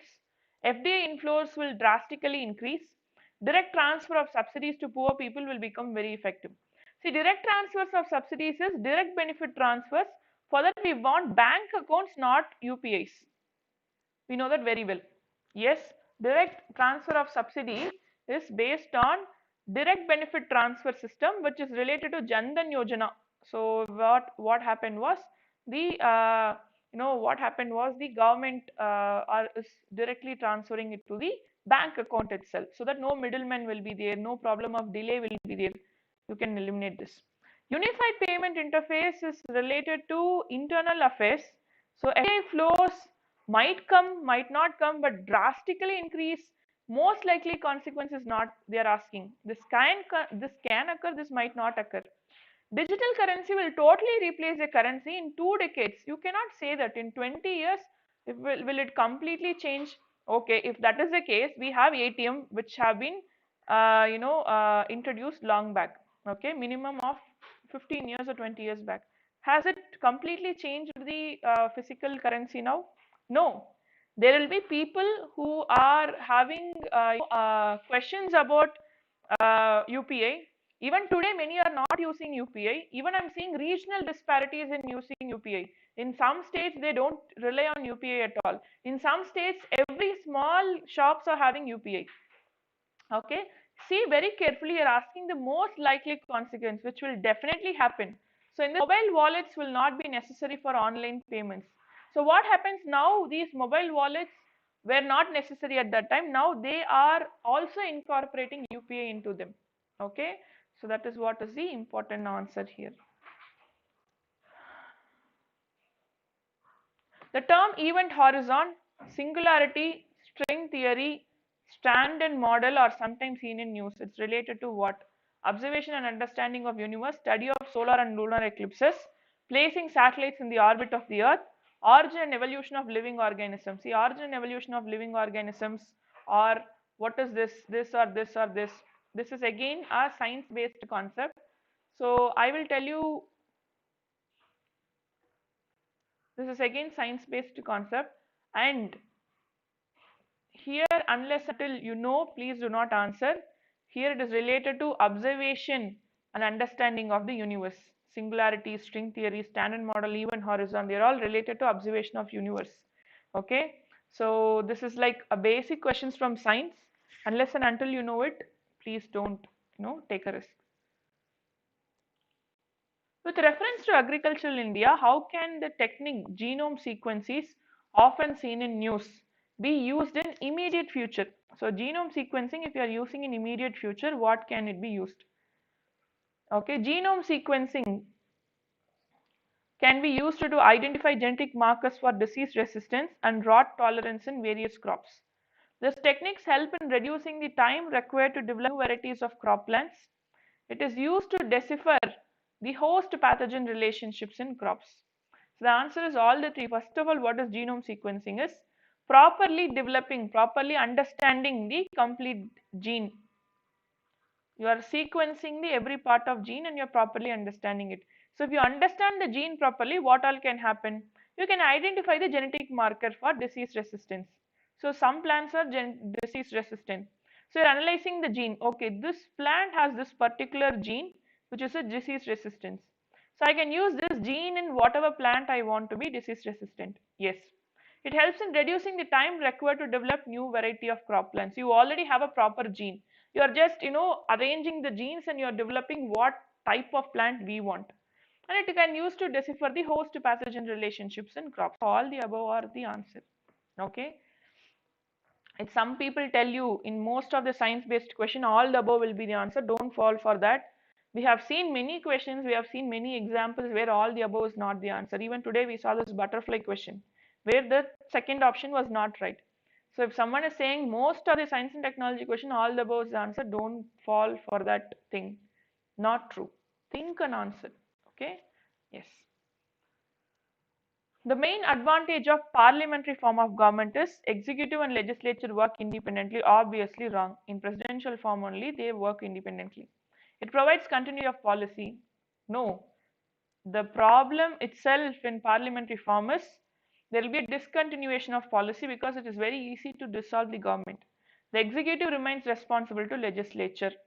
The head of the government cannot be changed without election. We know very well it is not right. Prime minister can be even be selected by the president before the election and can be given time 6 months of time to prove and win in some election. So obviously not the statement D. Wherever you see parliamentary form, immediately keep one thing in mind: responsibility. You should never forget this. The major thing of parliamentary form of government itself is executive responsibility to Lok Sabha, not simply legislature, Lok Sabha. Clear? Yes. In context of India, which of the following are correct relationship between rights and duties? Rights are correlative with duties. Rights are personal and hence independent of societies and duties. Obviously not. Rights are not personal alone. It is for society also. Rights, not duties, are important for advancement of personality of citizens. Definitely not. Duties, not rights, are important for the stability of state. Rights are correlative with duties. That's the right answer. See, this question, you should only eliminate and come to the answer. Rights are not personal alone. We have right to personal liberty, Article 21. But you have many rights which are not just personal. So I'm eliminating the second option. Rights are important for the advancement of personality of citizen. If that is the case, in fundamental duties, we have to, maintain the scientific temper. That is purely related to the improvement of personality of citizen. Yes, respect the national flag. Many things are in fundamental duties which tries to improve the personality. Duties not are important for the stability of state. Rights are more and more important than duties, we know very well, for the stability of state, because it gives a clear cut ideology about what to do and what not to do for the state. So the state understand clearly what should be done and what not to be done, so that it maintains its stability. So I'm coming to the questions. Statement 1. In this kind of questions, without elimination method, you can't answer unless and until you are from some political science polity kind of background. Okay. Yes. The mind of the makers of Constitution of India is reflected in which of the following? Preamble. It's a straight away question. It's a straight question. The minds of the makers of Constitution you can understand only in preamble. Okay, what kind of constitution they have created? Socialist, secular, democratic, republic, sovereign.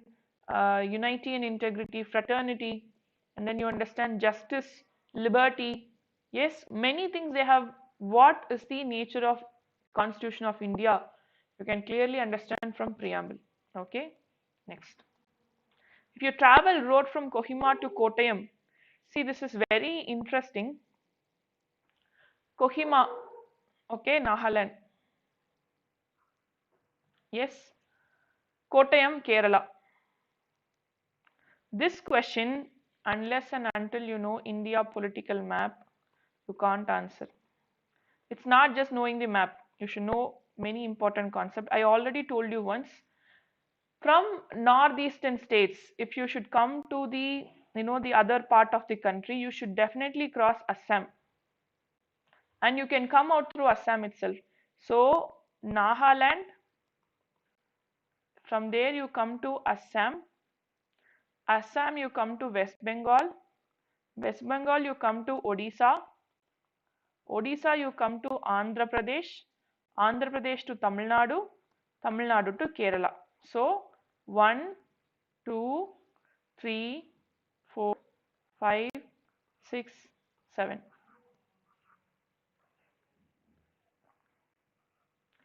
Fine. This is how it is. But see very carefully, they are asking including the destination, origin and destination. So if they are asking including the origin and destination, answer will be 7. So if they are not asking origin and destination, answer should be 5. But still they haven't given you that here. So it is okay. Fine. But you should know very well that from every northeastern state except Sikkim, if you have to come outside Sikkim, you can directly go to West Bengal. If it is this case of Sikkim, you can directly go to West Bengal and come, you only have. But in terms of other northeastern states, 1, 2, 3, 4, yes. But in terms of other northeastern states, you cannot come out without crossing Assam. Okay, keep that in mind. So in that definitely Assam will be in place and you will get this answer. Clear? So you should know this India political map. Okay, yes. The Parliament of India exercises control over functions of Council of Ministers through adjournment motion, question hour, supplementary question. Answer is all the three. All the three are the control of Parliament on the Council of Ministers. Okay? Yes. Which of the following was a very important seaport in Kakatiya Kingdom? It's Mottupalli. It's again based on fact only. Fact only. These questions are like you should know the fact. Unless and until you know the fact very well, please don't go to these kind of questions. I'm telling you again. Fact-based questions are actually, fact-based question for people who are very good at fact, it's good. For people who are not very good at fact, it's riskier because unless and until you eliminate this options, you cannot go to the answer. You should know very well the fact, only then you can answer. Okay. With reference to Global Climate Change Alliance, which of the following is correct? It's an initiative of European Union. It provides technical and financial support to targeted developing countries to integrate climate change into their development policy and budgets. It is coordinated with World Resource Institute and World Business Council for Sustainable Development. Again, it's a current affair based question. Answer is 1 and 2 only. It's a current affair based question. Okay, so this is like it was a current affair. Clear? Friends, to religious history of India, consider the following statement. Sautrantika and Samitya were the sects of Jainism. Sarvastivadin held the constituents of phenomena were not wholly momentary but existed forever in the latent form. Okay, so here keep one thing in mind. In Buddhism, they did not talk about afterlife. Okay, so they said this is the life, so you should end this life so that you come out of all the miseries. But in Jainism, they had this ideology about afterlife. So that is what you see here. So Sarvastivadin held the constituents of phenomena were not wholly momentary but existed forever in the latent form. So that was the ideology of Jainism. That's right. Okay. But first statement, this Sautranika Samitya are all sects of Buddhism, not Jainism. I told you already in terms of Buddhism and Jainism, sect is a very important question. You should study it. Okay? Yes. Mediterranean Sea is border of which of the following countries? See, these kind of question we saw every time. Jordan, Iraq, Syria, Lebanon. We know very well Syria is the answer. Fine, we know very well because that day itself we discussed. Jordan, Lebanon, Iraq, Syria. Syria we know very well. So if you know Syria, you are eliminating this 3 and 4 only, 1, 3 and 4 only. So here, see this, Jordan is here inside this. So that day also we saw this, Jordan is inside this. So that will not come as the answer. So you're eliminating 1, you get the answer 3 and 4 only. Okay, so again this Mediterranean Sea and countries around Mediterranean Sea will come again and again in UPSC. Fine, so please do see those countries around Mediterranean Sea, countries around Caspian Sea, and then countries around Park Strait, Gulf countries, mainly Gulf countries, and then Red Sea. These kind of questions come again and again and again. That area is very, very, very important. Fine, next. With reference to National Investment and Infrastructure Fund, which of the following statement is or are correct? It's an organ of Niti Aayog. It has a corpus of 4 lakh crore at the present. 4 lakh crore. Do you think is it even possible? 4 lakh crore, corpus of 4 lakh crore is a huge money. I'm eliminating the second option for very sure. First option, it has been structured as a fund and set up as a category 2 alternative investment under Securities Exchange Board of India. What is the function of Niti Aayog? The function of Niti Aayog is planning. Yes or no? They plan, they release some reports, they give some policies or very small schemes, innovative mission kind of schemes. But this is National Investment Infrastructure Fund, a very big thing. That will not come under Niti Aayog. You understand? That is why I am telling you, whenever you study about an organization, study the function. Okay, so in that I am eliminating both. So I am getting the answer neither one nor two. Okay. The Global Infrastructure Facility is an initiative of, so see, World Bank's other name itself is, Infrastructure and Reconstruction Bank. So Global Infrastructure Facility will definitely come under World Bank collaboration that facilitates the preparation structuring of complex infrastructure, public-private partnership. So that is the answer. Okay, next. For election to Lok Sabha, a nominate paper can be filed by. Fine, very important question. So if you want to conduct the election of Lok Sabha, you call it as a general election. Fine. So in that general election, who can nominate a paper? Simply they're asking who can contest election to Lok Sabha. Anyone residing in India, is that so? No. A residence of constituency from which the election to be contested? No. Many people are contesting election from very different constituency they are residing from. Any citizen of India whose name appear in the electoral roll, right? Any citizen of India? No. Any citizen of India whose name is in the electoral roll of constituency only can file nomination to Lok Sabha. Okay, keep this in mind. Very, very, very important. Okay, yes. Next question. It's a straightforward question. You should definitely know these answers. In India, Himalayas are spread over 5 states only. Western Ghats are spread over 5 states only. Pulicat Lake is spread over 2 states only. Okay. Himalayas are spread over 5 states only. So the answer is 3 only, because Western Ghats we know very well is spread from Gujarat, Maharashtra, Goa, Karnataka, and then Kerala, Tamil Nadu. Gujarat, Maharashtra, Goa, Kannada, Kerala, Tamil Nadu. 6 states. I'm eliminating second option. 3 will go. Himalayas we know very well. Jammu Kashmir, and then we have it in Himachal Pradesh, Uttarakhand, Uttar Pradesh, Sikkim, northeastern states. East Himalayas are in northeastern states, right? So you know very well how many states, not just 5 states, many states. So I know the answer is 3. Okay, yes. Biological oxygen demand is a standard criteria for demanding? No, no. Pollution in aquatic ecosystem, it's a straight answer. Nothing to think about. Biological oxygen demand is related to eutrophication or algal bloom, which is related to water quality, aquatic ecosystem. Clear? Yes. With reference to role of UN Habitat in the United Nations program working toward a better urban future, which of the following statement is right? UN Habitat mandated by the United Nations General Assembly to promote socially and environmentally sustainable towns and cities to provide adequate shelter for all. It partners either governments or local urban authorities only.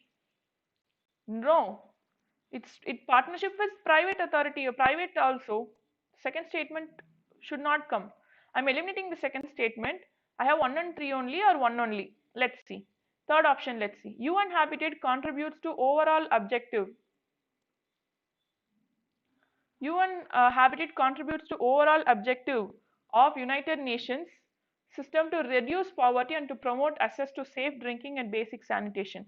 See, if you want to have a good habitat, safe drinking water and basic sanitation is the base. Okay, if you want a good habitat, without safe drinking water and basic sanitation, how can you be there? So they talk about socially, environmentally sustainable towns. If you want socially and environmentally sustainable towns, safe drinking water and basic sanitation is must. I don't know about UN Habitat, but I'm talking about this question. Okay, some question current affairs can be answered this way. See this, it's a United Nations organization. Do you think it will only participate with government and local urban authorities? What about NGOs? NGOs play a major role in these kind of projects, right? So second statement I'm eliminating. So I'm coming to the conclusion. Third statement seems very sensible. So I'm coming to the conclusion 1 and 3 only. Okay. With reference to national skill qualification framework, which of the statement given below is or correct? So under national skill qualification framework, a learner can acquire the certification for competency only through formal learning. The outcome expected from the implementation of NSQF is the mobility between vocational and general education. So the answer is B, because this national skills qualification framework are graded from 1 to 10 are defined from learning outcomes through formal, non-formal or informal learning. So that's why I told you already, if wherever you see the term only, if wherever you see the term extreme statement, think before answering. Okay, yes, and it's a current affair too. In context of Indian history, diarchy refers to division of central legislature into two houses, which is bicameral. Okay, we have two houses, Lok Sabha, Rajya Sabha, central legislature into two houses, that is bicameralism. Introduction of double government, that is central and state government, right? Having two set of rulers, one in London and another in Delhi, no. Division of subjects delegated to provinces into two categories. That is what it comes. Okay, see, this can be an answer or this can be an answer. But double government is called as dual government. But since we are talking about diarchy, what happened in this is related to 1919, in which they spoke about reserved subject. I'm writing it here. Reserved subjects and transferred subjects. So in provinces, reserved subjects was given to the government, I mean the British. Transferred subjects was given to the elected people. That is what is clearly about diarchy. Okay, it is a straight question, straightforward question. Consider following in respect to National Career Service. National Career Service is an initiative of Department of Personnel and Training, Government of India.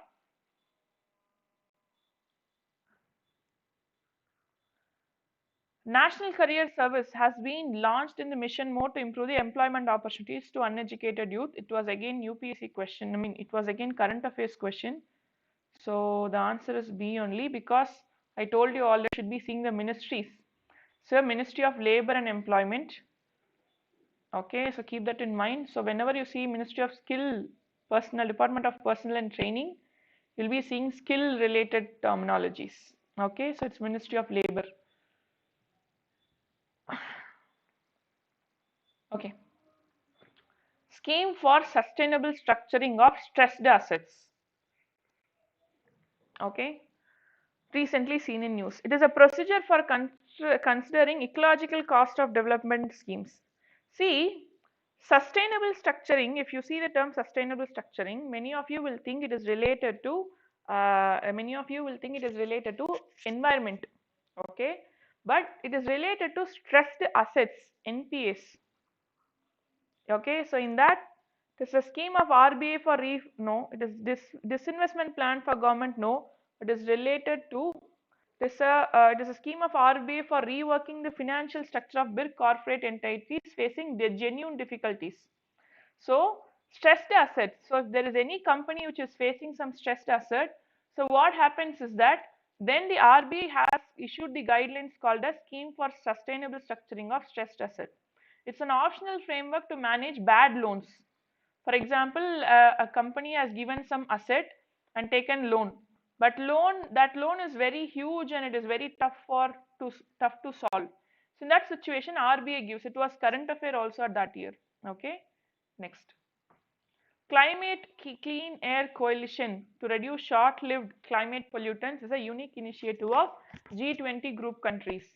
The CCAC focuses on methane, black carbon and hydrochlorofluorocarbons. Okay. So the answer is B. See here, the Climate Clean Air Coalition is not just initiative of G20, it's an initiative of United Nations Environment Program. Again, this question you should need the current affair. Okay, again. Indian Ocean Dipole, sometimes mentioned in news while forecasting Indian monsoon, which of the following statement is correct? Indian Ocean Dipole phenomena is characterized by difference in sea surface temperature between tropical Western Indian Ocean, tropical Eastern Pacific Ocean, and Indian Ocean Dipole phenomena can influence El Nino impacts on monsoon. The answer is B. Okay, so what is this? It's a frequently seen in news. It is related to this El Nino. So this is also known as Indian Nino. It's an irregular oscillation of sea surface temperature. Dipole means the same particle having plus and minus. So what happens? Indian Ocean Dipole means in the Indian Ocean you have the fluctuation in temperature. Okay, rise of temperature, sudden fall of temperature.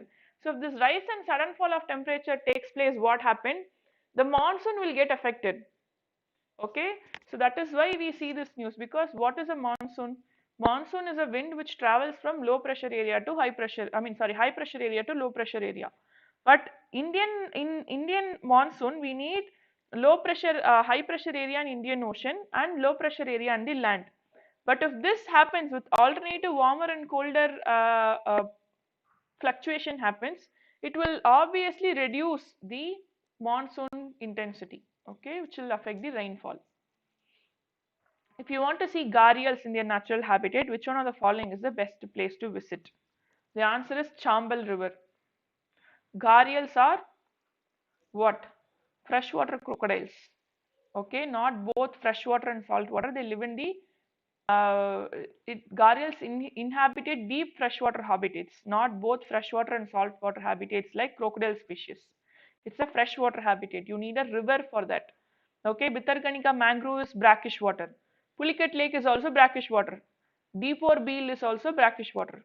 Okay, so you cannot find these crocodiles, gharials in those places. You can find only in rivers or lakes, natural waters, natural fresh waters. Indian Ocean Naval Symposium, inaugural of IONS, was held in India in 2015 under the chairmanship of Indian Navy. IONS is a voluntary initiative that seeks to increase maritime cooperation among the navies of the littoral states of Indian Ocean origin. First statement is right. The second statement is right. But the first statement we can see it was inaugurated in 2008. Okay. Yes. Bodhisattva Padmapani is one of the famous and often illustrated paintings at Ajanta. It's a very straightaway question, fact-based question, you should all know. It's an NCERT based question. Okay. Chaliha Sahib Festival, Nandaraj Jat Yatra, Bari Varkhari.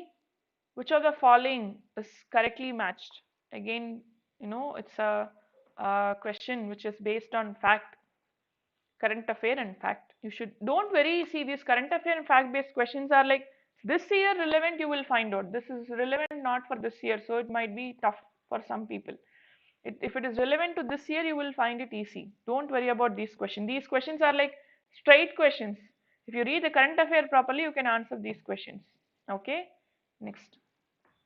Help in water conservation in agriculture, reduced or zero tillage of land, applying gypsum before irrigating the field, allowing crop residue to remain in the field. The answer is all the above. Okay, so zero tillage, right. Applying gypsum, it will increase the water holding capacity. So when it increases the water holding capacity, what happens? Less water can be used for irrigation. We need not continuously give water. Gypsum will increase the water holding capacity so that when water is supplied to the soil will be wet for very long time. Allowing crop residue to remove mulching is also very important. Okay, yes. Soil health card scheme aims at the nationwide soil health card scheme expanding the cultivable area under irrigation, enabling the banks to assess quantum of loans granted to the farmers on the basis of soil quality, checking the overuse of fertilizers in farmlands.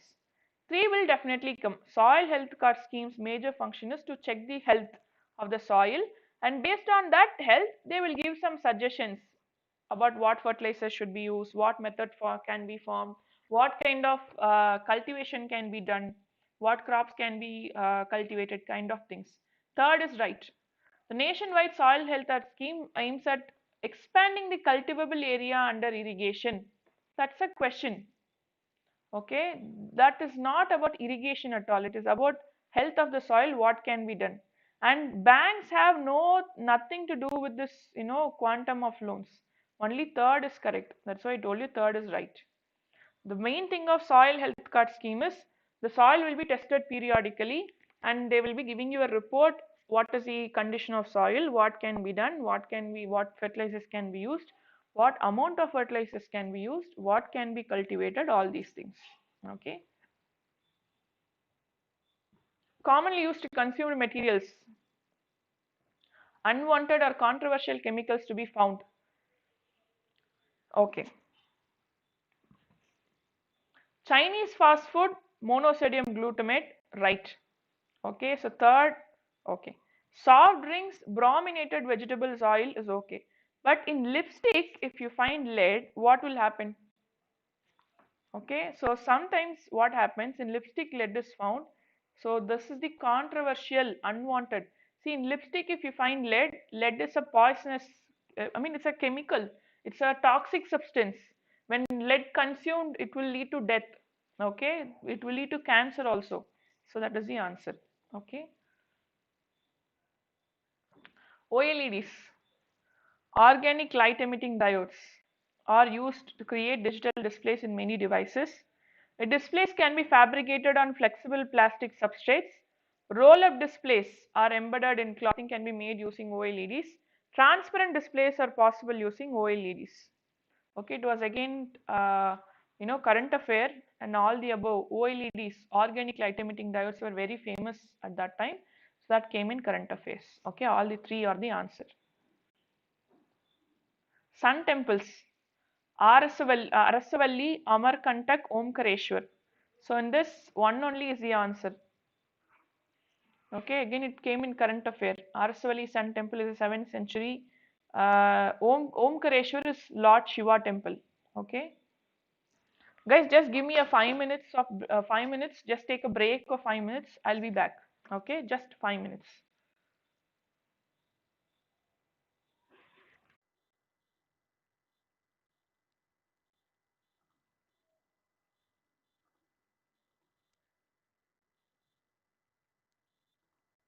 Yes.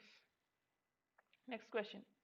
Consider the following statement. In the election for Lok Sabha or State Assembly, the winning candidate must get at least 50% of votes polled to be declared elected. Okay. Second, according to the provisions laid down in the Constitution of India, In Lok Sabha, the speaker post goes to the majority party and the deputy speaker to the opposition. Fine. So here in this question, if you see, both the statements are wrong. Why? There is no rule that first of all, there is nothing written in constitution related to how to elect a speaker. Number two, it's not related to this majority party or opposition. Second statement is wrong completely. Lok Sabha State Assembly, it is not 50% votes, the majority vote. Who's taking the majority vote? Even if it is less than 50% of vote also, the one who is taking the majority vote will win. Okay, next. What is the application of somatic cell nuclear transfer? See, somatic cell nuclear transfer technology is simply cloning, reproductive cloning of animals. Simple. So what happens in cloning? They take an egg from a mother, they take a cell of which animal to be cloned, they take the nucleus of the cell and insert it in the egg. And now this egg is kept in a surrogate mother. So somatic cell means body cell. They're taking the somatic cell's nucleus, transferring it to the egg. That is what is somatic cell nuclear transfer technology. Cloning only, they're asking you in that format. Simple. Okay. M stripes, tiger. Okay, so captivity breeding of wild fauna, maintenance of tiger reserves, indigenous satellite navigation system, security of national highways. No, it is related to M stripes is related to tigers. It's a current affair also. Okay, yes.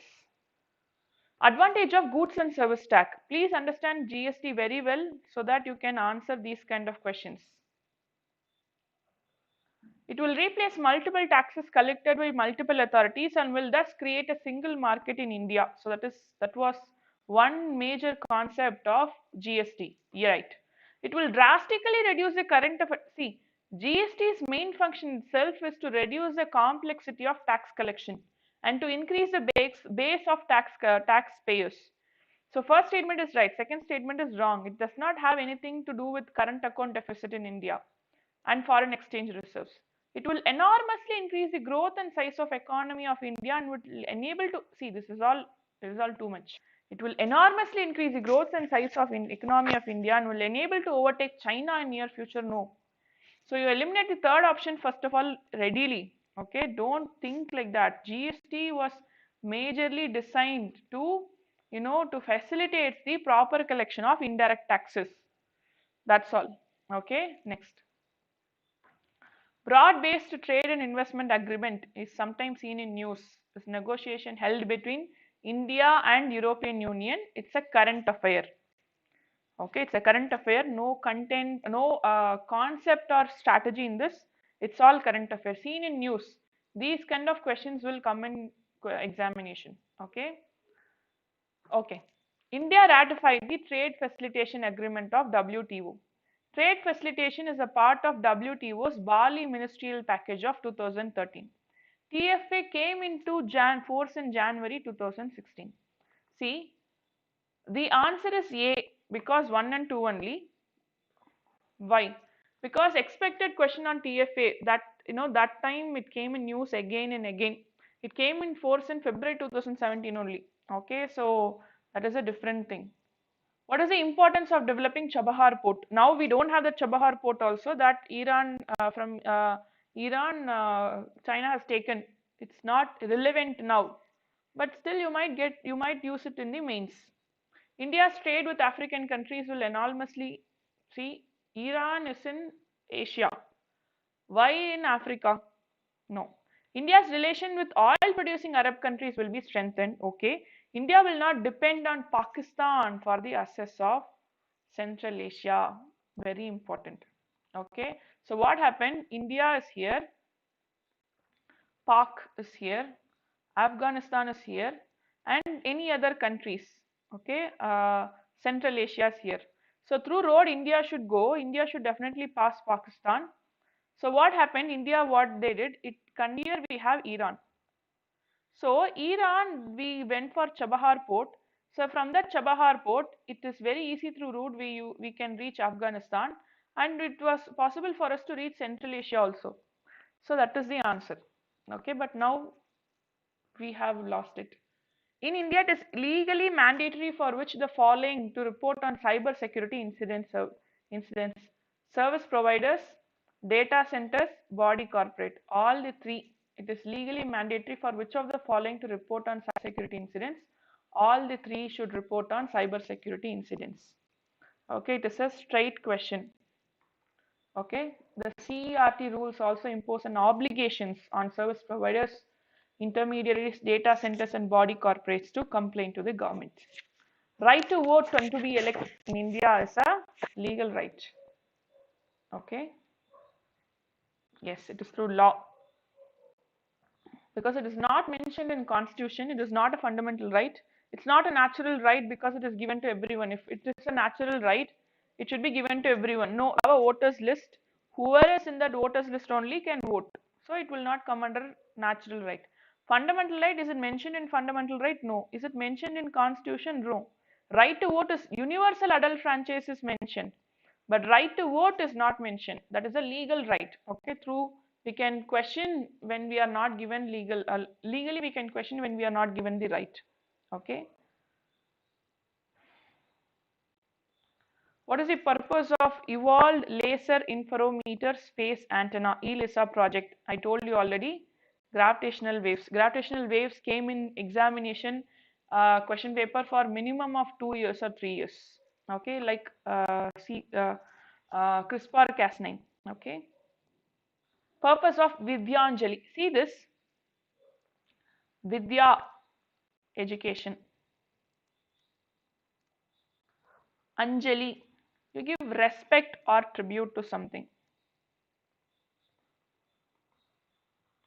This what is Vidyanjali. So what is this?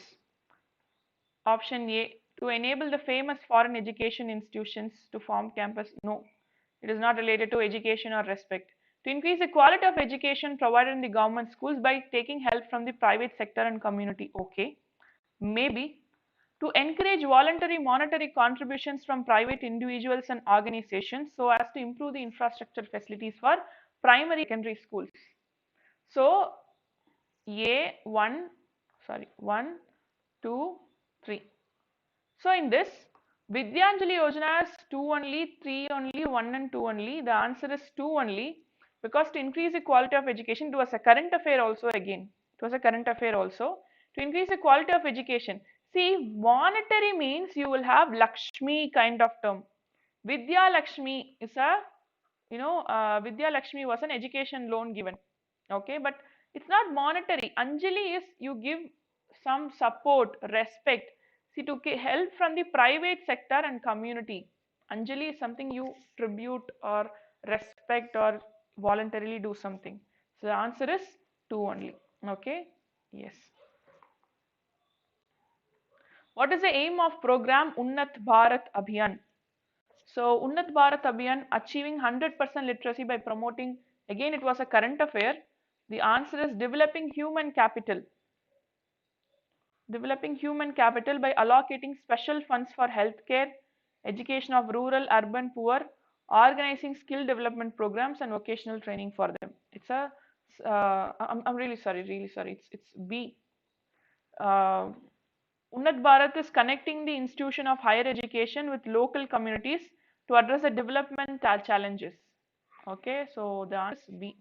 So it was a current affair, again current affair. See, most of the question comes from current affairs only, either current affairs or current affairs base. So what you should do is you should study current affairs, you should study the base of current affairs also. Many people commit the mistake of just studying the material whatever they have in the hand related to current affairs. Some materials they try to give the base, but that's not just enough. You should do some research, you should do some base. Okay. The Election Commission of India is a 5-member body, 3-member body, 1 chief election commissioner and 2 election commissioners. First statement itself is wrong. You eliminate the first statement. Okay. Union Ministry of Home Affairs decides the election schedule for conducting both general election by election. True. Home Ministry only decides. Second statement is correct. Election Commission resolves the disputes relating to splits and mergers of recognized political party. Right. Okay. Third statement you know, but second statement, I'm really sorry. Wait.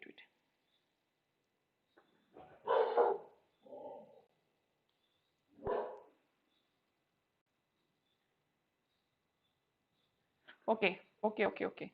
See the second statement, one second.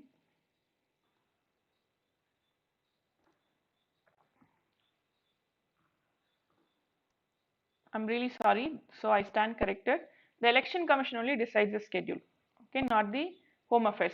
So home affairs is a ministry, which means if we are letting a governmental body to decide, it won't be fair election, right?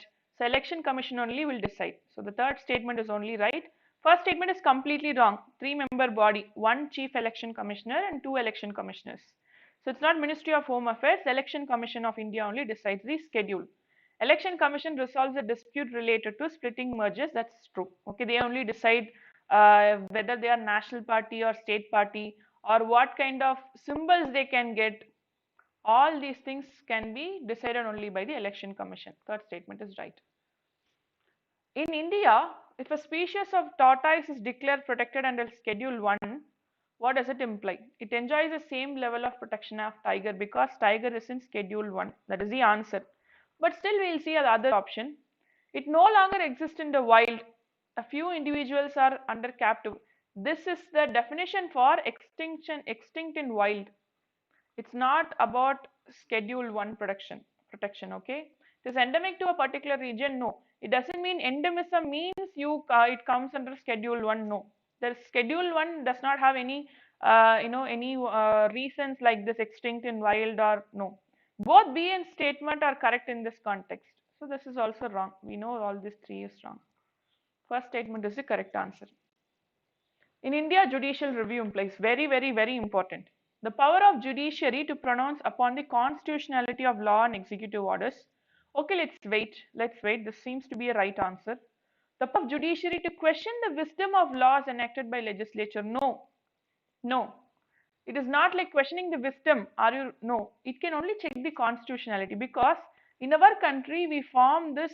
We follow this procedure established by law. Okay, if it is even not wisdomful, but if it is following the procedure, it should be declared constitutional by the judiciary. That is not judicial review. Power of judiciary to review all legislative enactment before they are assented by president.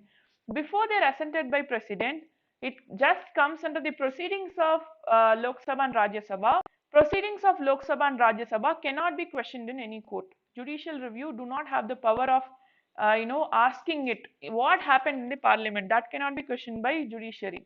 Only when it comes out of the parliament after the signing of president, when it becomes act only, it can be questioned. Power of judiciary to review its own judgment given earlier or similar. No, this is different. Okay, so this is different. This is the correct answer. Okay, yes. With reference to Indian freedom struggle, consider the following: mutiny in Indian Naval Army, Quit India movement, second roundtable conference. So chronological sequence. So chronology means which happened first. Second roundtable conference in 1931, Quit India movement 1940.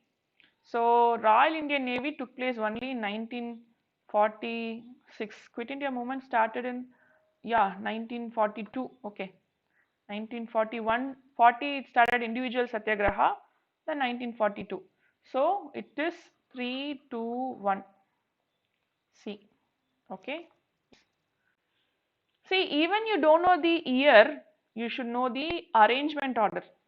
It's okay if you don't know the year, no problem at all, but you should know the arrangement order. Okay. Consider following. Tax revenue as present GDP of India has steadily increased in the last decade. Fiscal deficit as a percentage of GDP in India has steadily increased in last decade. Okay. See, the answer is D.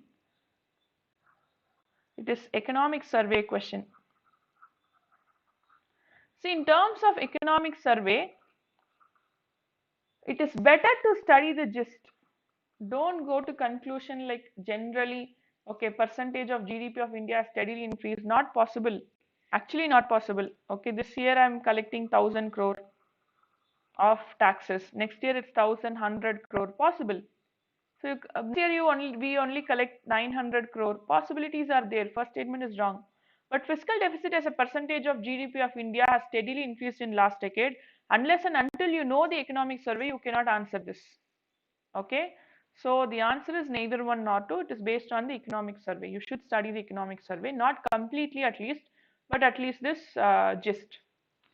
Recently, there was a proposal to translocate some of the lions from their natural habitat in Gujarat to which one of the following? Okay. Okay, so seeing this,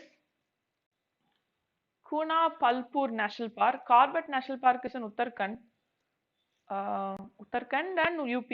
So it's in this both the states. Mudumalai Wildlife Sanctuary is in Tamil Nadu. So if these both, it's not possible, but in Madhya Pradesh, Gujarat government reluctant to send to Madhya Pradesh. So Supreme Court ruled in 2013 favor of Asian lion to Kuna. So Kuno. So it is a current affair. You can see that from natural habitat in Gujarat, it's a clear current affair question. See this. Once we saw a question, what are all the consequences of president rule? Here they are asking not necessarily the consequence of president rule. Dissolution of state legislative assembly, removal of council of ministers in state, dissolution of local bodies. Third is definitely not necessary. So third, if you see 1 and 3, so 3 options have 3. So you based on this, you cannot eliminate. Dissolution of state legislative assembly, removal of council of minister. In this both, removal of council of minister will definitely take place. You understand? So when president rules come, which means it is the failure of the state government, especially the executive, and the council of ministers will definitely go. But the state legislative assembly might be there, might not be there. Okay, so that is the decision taken later on. It is not the necessarily consequence of proclamation. So the answer is 1 and 3 only. See, keep two things in mind. State legislative assembly is not council of ministers. So council of ministers are ministers. State legislative assemblies are MLAs. Only council of ministers will be removed immediately when the president's rule is claimed. But the state legislative assembly can be dissolved, cannot be can be dissolved or need not be dissolved. Okay, so that is the answer. Answer will be 1 and 3 only. See that how can be A? See, they're asking not necessarily the proclamation. So 1 and 3 only is the answer. Dissolution of local body is not needed, and dissolution of state legislative assembly is not needed. Removal of council of minister only will take place. So the answer is 1 and 3 only. Correct. Answer is B only. Okay. Yes. Can you tell me why the answer should be A? Just type it so that I will give you a clarification. Okay. Which of the following are envisaged by the right against exploitation in the Constitution of India? Right against exploitation has 2 articles. Article 23, 24. Let's see. 1, 2, 3. See, abolition of, 3, 4. So 4 is there.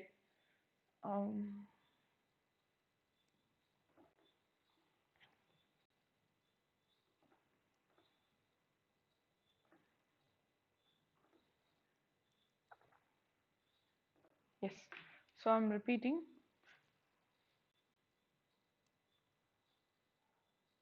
1, 1, 2, 3, 4. Fine. So in this they are asking about 2 articles only, article 23, 24. 23 is related to traffic, forced labor. 24 is related to employment of children in hazardous works. Okay. So in that, prohibition of children in factories and mines. So our answer should be 1 and 4 only. Abolition of untouchability, article 18, under you know very well, it comes under the concept of this equality. Protection of interest of minorities, article 29, cultural and educational rights. So that will not come. They're talking about right against exploitation. It's only 1 and 4. Okay. Which of the following is geographically closest to Great Nicobar? See one thing. India is like this. Okay. We have Andaman and Nicobar like this. Okay. We see Sri Lanka here. Fine. So this is the case. So what happens in India map? We only see this. We never see that the Indonesian islands start here itself. Okay, since mostly seeing India map, we don't see that Indonesian islands start here itself. So see this. So this is the Nicobar Islands. This is the Nicobar Islands. So Sumatra is only very close. It's not Sri Lanka. See the distance between Sri Lanka and Sumatra. Since we always see this part only, since we see always this part only in the map, we think it is very close to Sri Lanka. Okay, so Java is here. Okay, Java is like here. So this is all map based question. Keep it in mind. It's all map based question. You should know. Fine, Borneo is this side. It's coming on this side. So we never know what will happen if you are not very thorough with map. Okay, so see this. Distance from Great Nicobar to Sri Lanka is 1437 kilometer, but Great Nicobar to Sumatra is just 1192, nearly 300 kilometers less. Okay, approximately 250 to 300 kilometers less. So answer is Sumatra. Okay, that is why when we had earthquake in Sumatra, we had tsunami in India very soon, because it is very close to us. Okay. Out of the following statement, choose the one that brings out the principle underlying the cabinet form of government. An arrangement for minimizing the criticism against the government whose responsibilities are complex and hard to carry out to the satisfaction of all. A mechanism for speeding up activities of governments whose responsibilities are increasing day by day. Mechanism of parliamentary democracy for ensuring collective responsibility of government to people. A device for strengthening the hands of the head of government whose hold over the people is in state of decline. Obviously, no. This is totally against parliamentary form. People are powerful. Mechanism for minimizing the criticism. See, responsibility is the first and foremost thing. You can eliminate A also. Okay, it is the mechanism of speeding up the activities of governments whose responsibility is increasing day by day, or ensuring collective responsibility. But we know very well cabinet form means ensuring collective responsibility, that if everybody swims together or everybody sings together. It's council of ministers or cabinet or parliamentary form. Everywhere you see the term collective responsibility, only keep it in mind. Okay, next. Which one of the following is not the feature of Indian federalism? Independent judiciary, we do have. Powers have been clearly divided between central and states, we do have. Federation units have been given unequal representation in Rajya Sabha, yes. According to Schedule 4, we have this, how representation should be given in Rajya Sabha. But is it the result of agreement between the federating units? No, it's not based on agreements. Okay, yes. So they are asking not a feature, not they are asking what is a feature. First three are features of Indian federalism, but this is not the feature of Indian federalism. Keep that in mind. Okay. Yes. So thank you so much, guys. Today was a very good session again, like we have always. So any doubts you can ask me now, or please place it in the comments. I will share the PDFs once tomorrow's class is over. Tomorrow we'll discussing 2014 paper. So when it is over, I'll be issuing you all the PDFs in the Telegram channel's link. So prepare properly. We have very few days, hardly a week, complete week we have. So prepare properly, prepare strategically, revise. CSAT is must. You should definitely do CSAT. Keep it in mind. So I wish every one of you all the best and to clear this examination. Clear? Yes. So thank you so much. Share this video, like this video, and use my code. I'm repeating again. There is going to be a hike very soon. So please do subscribe as early as possible so that you do not face the hike. Okay, use my code SUBA, the first half of my name, SUBA. Okay, you will be getting a 10% of discount. Okay, thank you so much. We'll meet again tomorrow with similar session. Thank you. Take care. Study well. Take care of your health also. Very important.